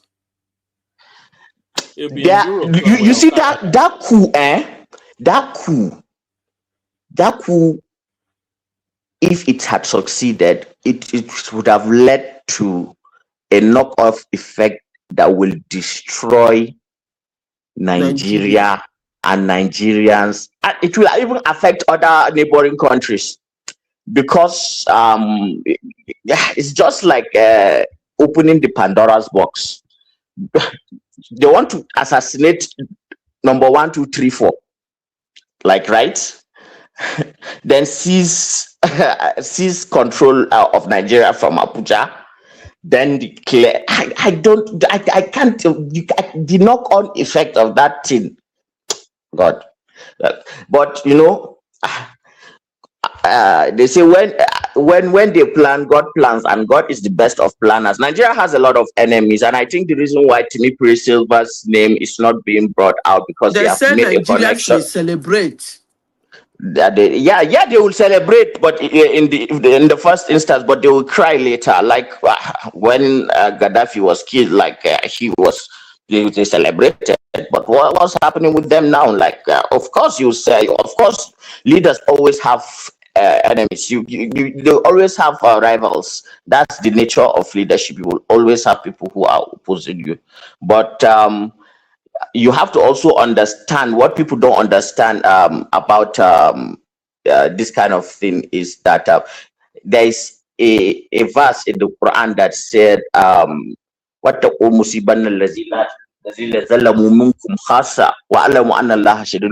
that if you are a decent human being, you should be wary, cautious of anything that would cause the kind of chaos and strife that when its consequences come, it will not only affect the person that caused it, but it will also go on the person that did not know about it, did not innocent of it, has no idea, but will also be a victim of that. Look at the way the First World War started. Now it was just an assassination of one of one person, but then what was the knock-on effect? How many people had to die? So they said right now, I'm not ruling out that Timothy Silva is an asset of some 3-letter agency abroad. Did you hear me? They said that one man is telling the story that they want to do the coup in Eagle Square. Do you believe that? It's possible. No, that was what they said, but they were changing their plans according to events. But when I was telling you guys that Nigerian DMI, the Nigerian military intelligence, is one of the best sources of intelligence. I am not joking, because you see DSS, they have been useless.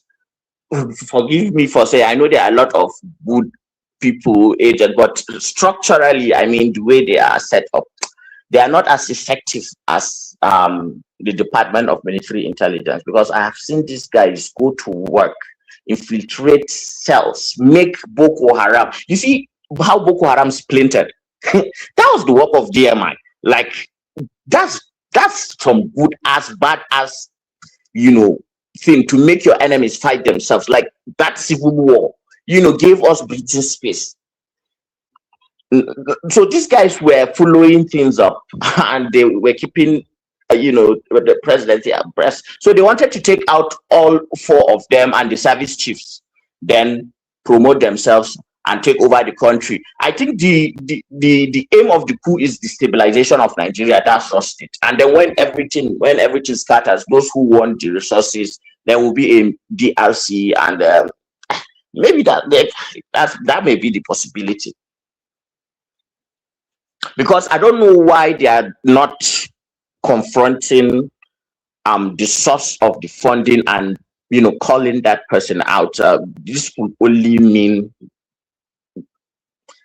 well, let me just keep quiet. They said to me, Silva chipped in a billion naira in 4 trenches. One man, they know they are not saying, they know more than they are saying, and there's a reason why. Oh, that's always the case now. They can't Yes. reveal everything now. Yeah, there's a reason why. But it's also a signal, right? And like, we know, but you know that now I know. Okay? So sometimes this is how yeah, spy agencies speak to each other. It's in code, but Are they you know. blaming it on the FBI? Is that what you're... No, Haba, which FBI? No, who's come this on. 3-letter agency? I won't. Why I go say I don't know. I don't. It's just allegedly. It's just a hypothesis. Nothing. I'm just reading patterns of previous. What Please, is he free with the money? I mean, Malami. He is. Do you know what happens in that Kuje prison when they take them there? Mm-hmm. They buy cows. In fact, the Nigerian military, and what do they call the prison warders? The paramilitary organization that is in charge of prisons.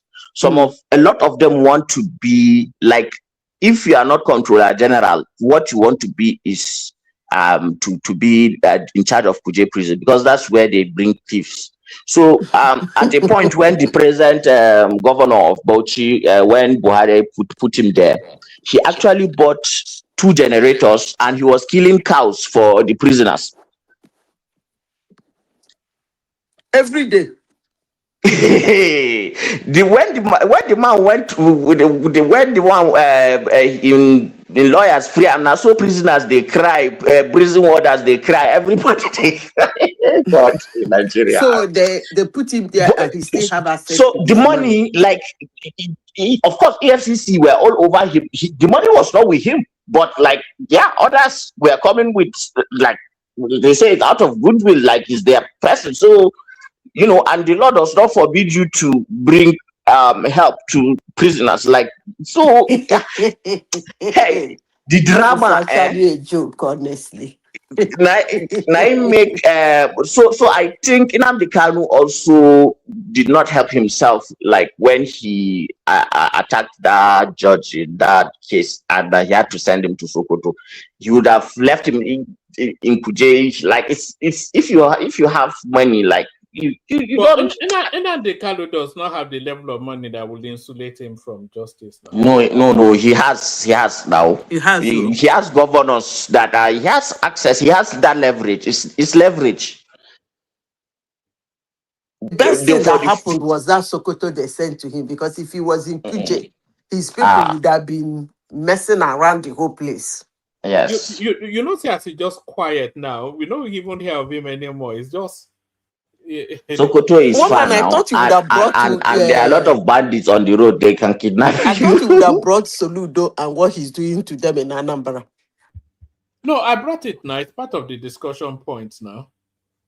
But it looks as though the Anambrarians are defying him, because they said they sat at home in the southeast in defiance of Soludo. It's Zombu. They don't know. They know they need Nigerian law. The land belongs and the market belongs to the governor. Hey, now he's going to bulldoze it. So let's see him bulldoze it now. He can, and nothing will happen.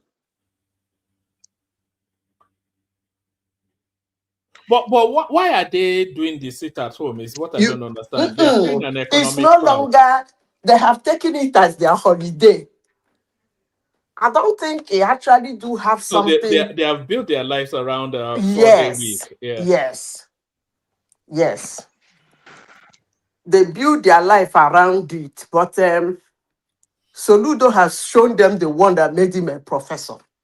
They said he marked 10,000 stores for demolition. But seriously, there is serious economic loss. So, like So as they a will chief sit at home executive, you have to permanently. look at that now. No, what he would have done is, if I were him, I know how to handle those crazy people.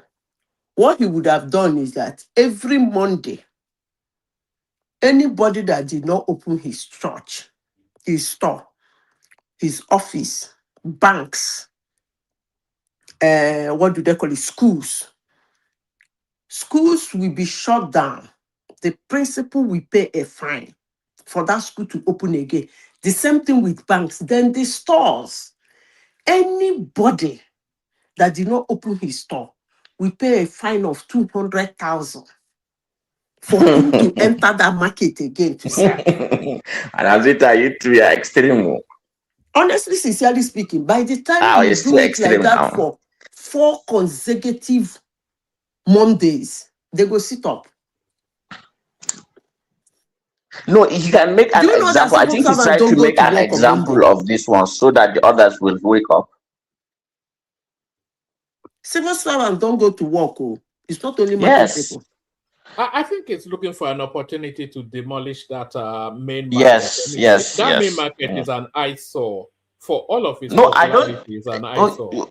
I don't know the market, but me, I'm thinking of it as like, the economic losses are real. Like, oh, that one day that you take for granted, like people not putting in that shift, banks not opening, transactions not happening. That's a serious, like, gap, a hole in the And it has been government's going on revenue. for 3 years. It's significant now. As a chief executive, you have to do That's the something better about it now. part of that's the better part of 200 billion naira now over those 3 Yeah, it's a years. lot of money. Imagine what that would have done.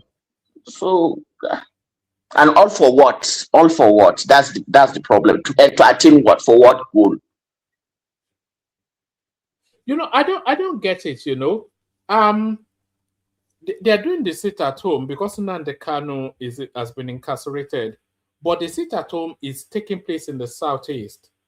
So they are not punishing the country now; they are punishing themselves in order as a protestation. It's like That's the whole thing. self-immolation. That's the whole thing. I can't get my head around it too.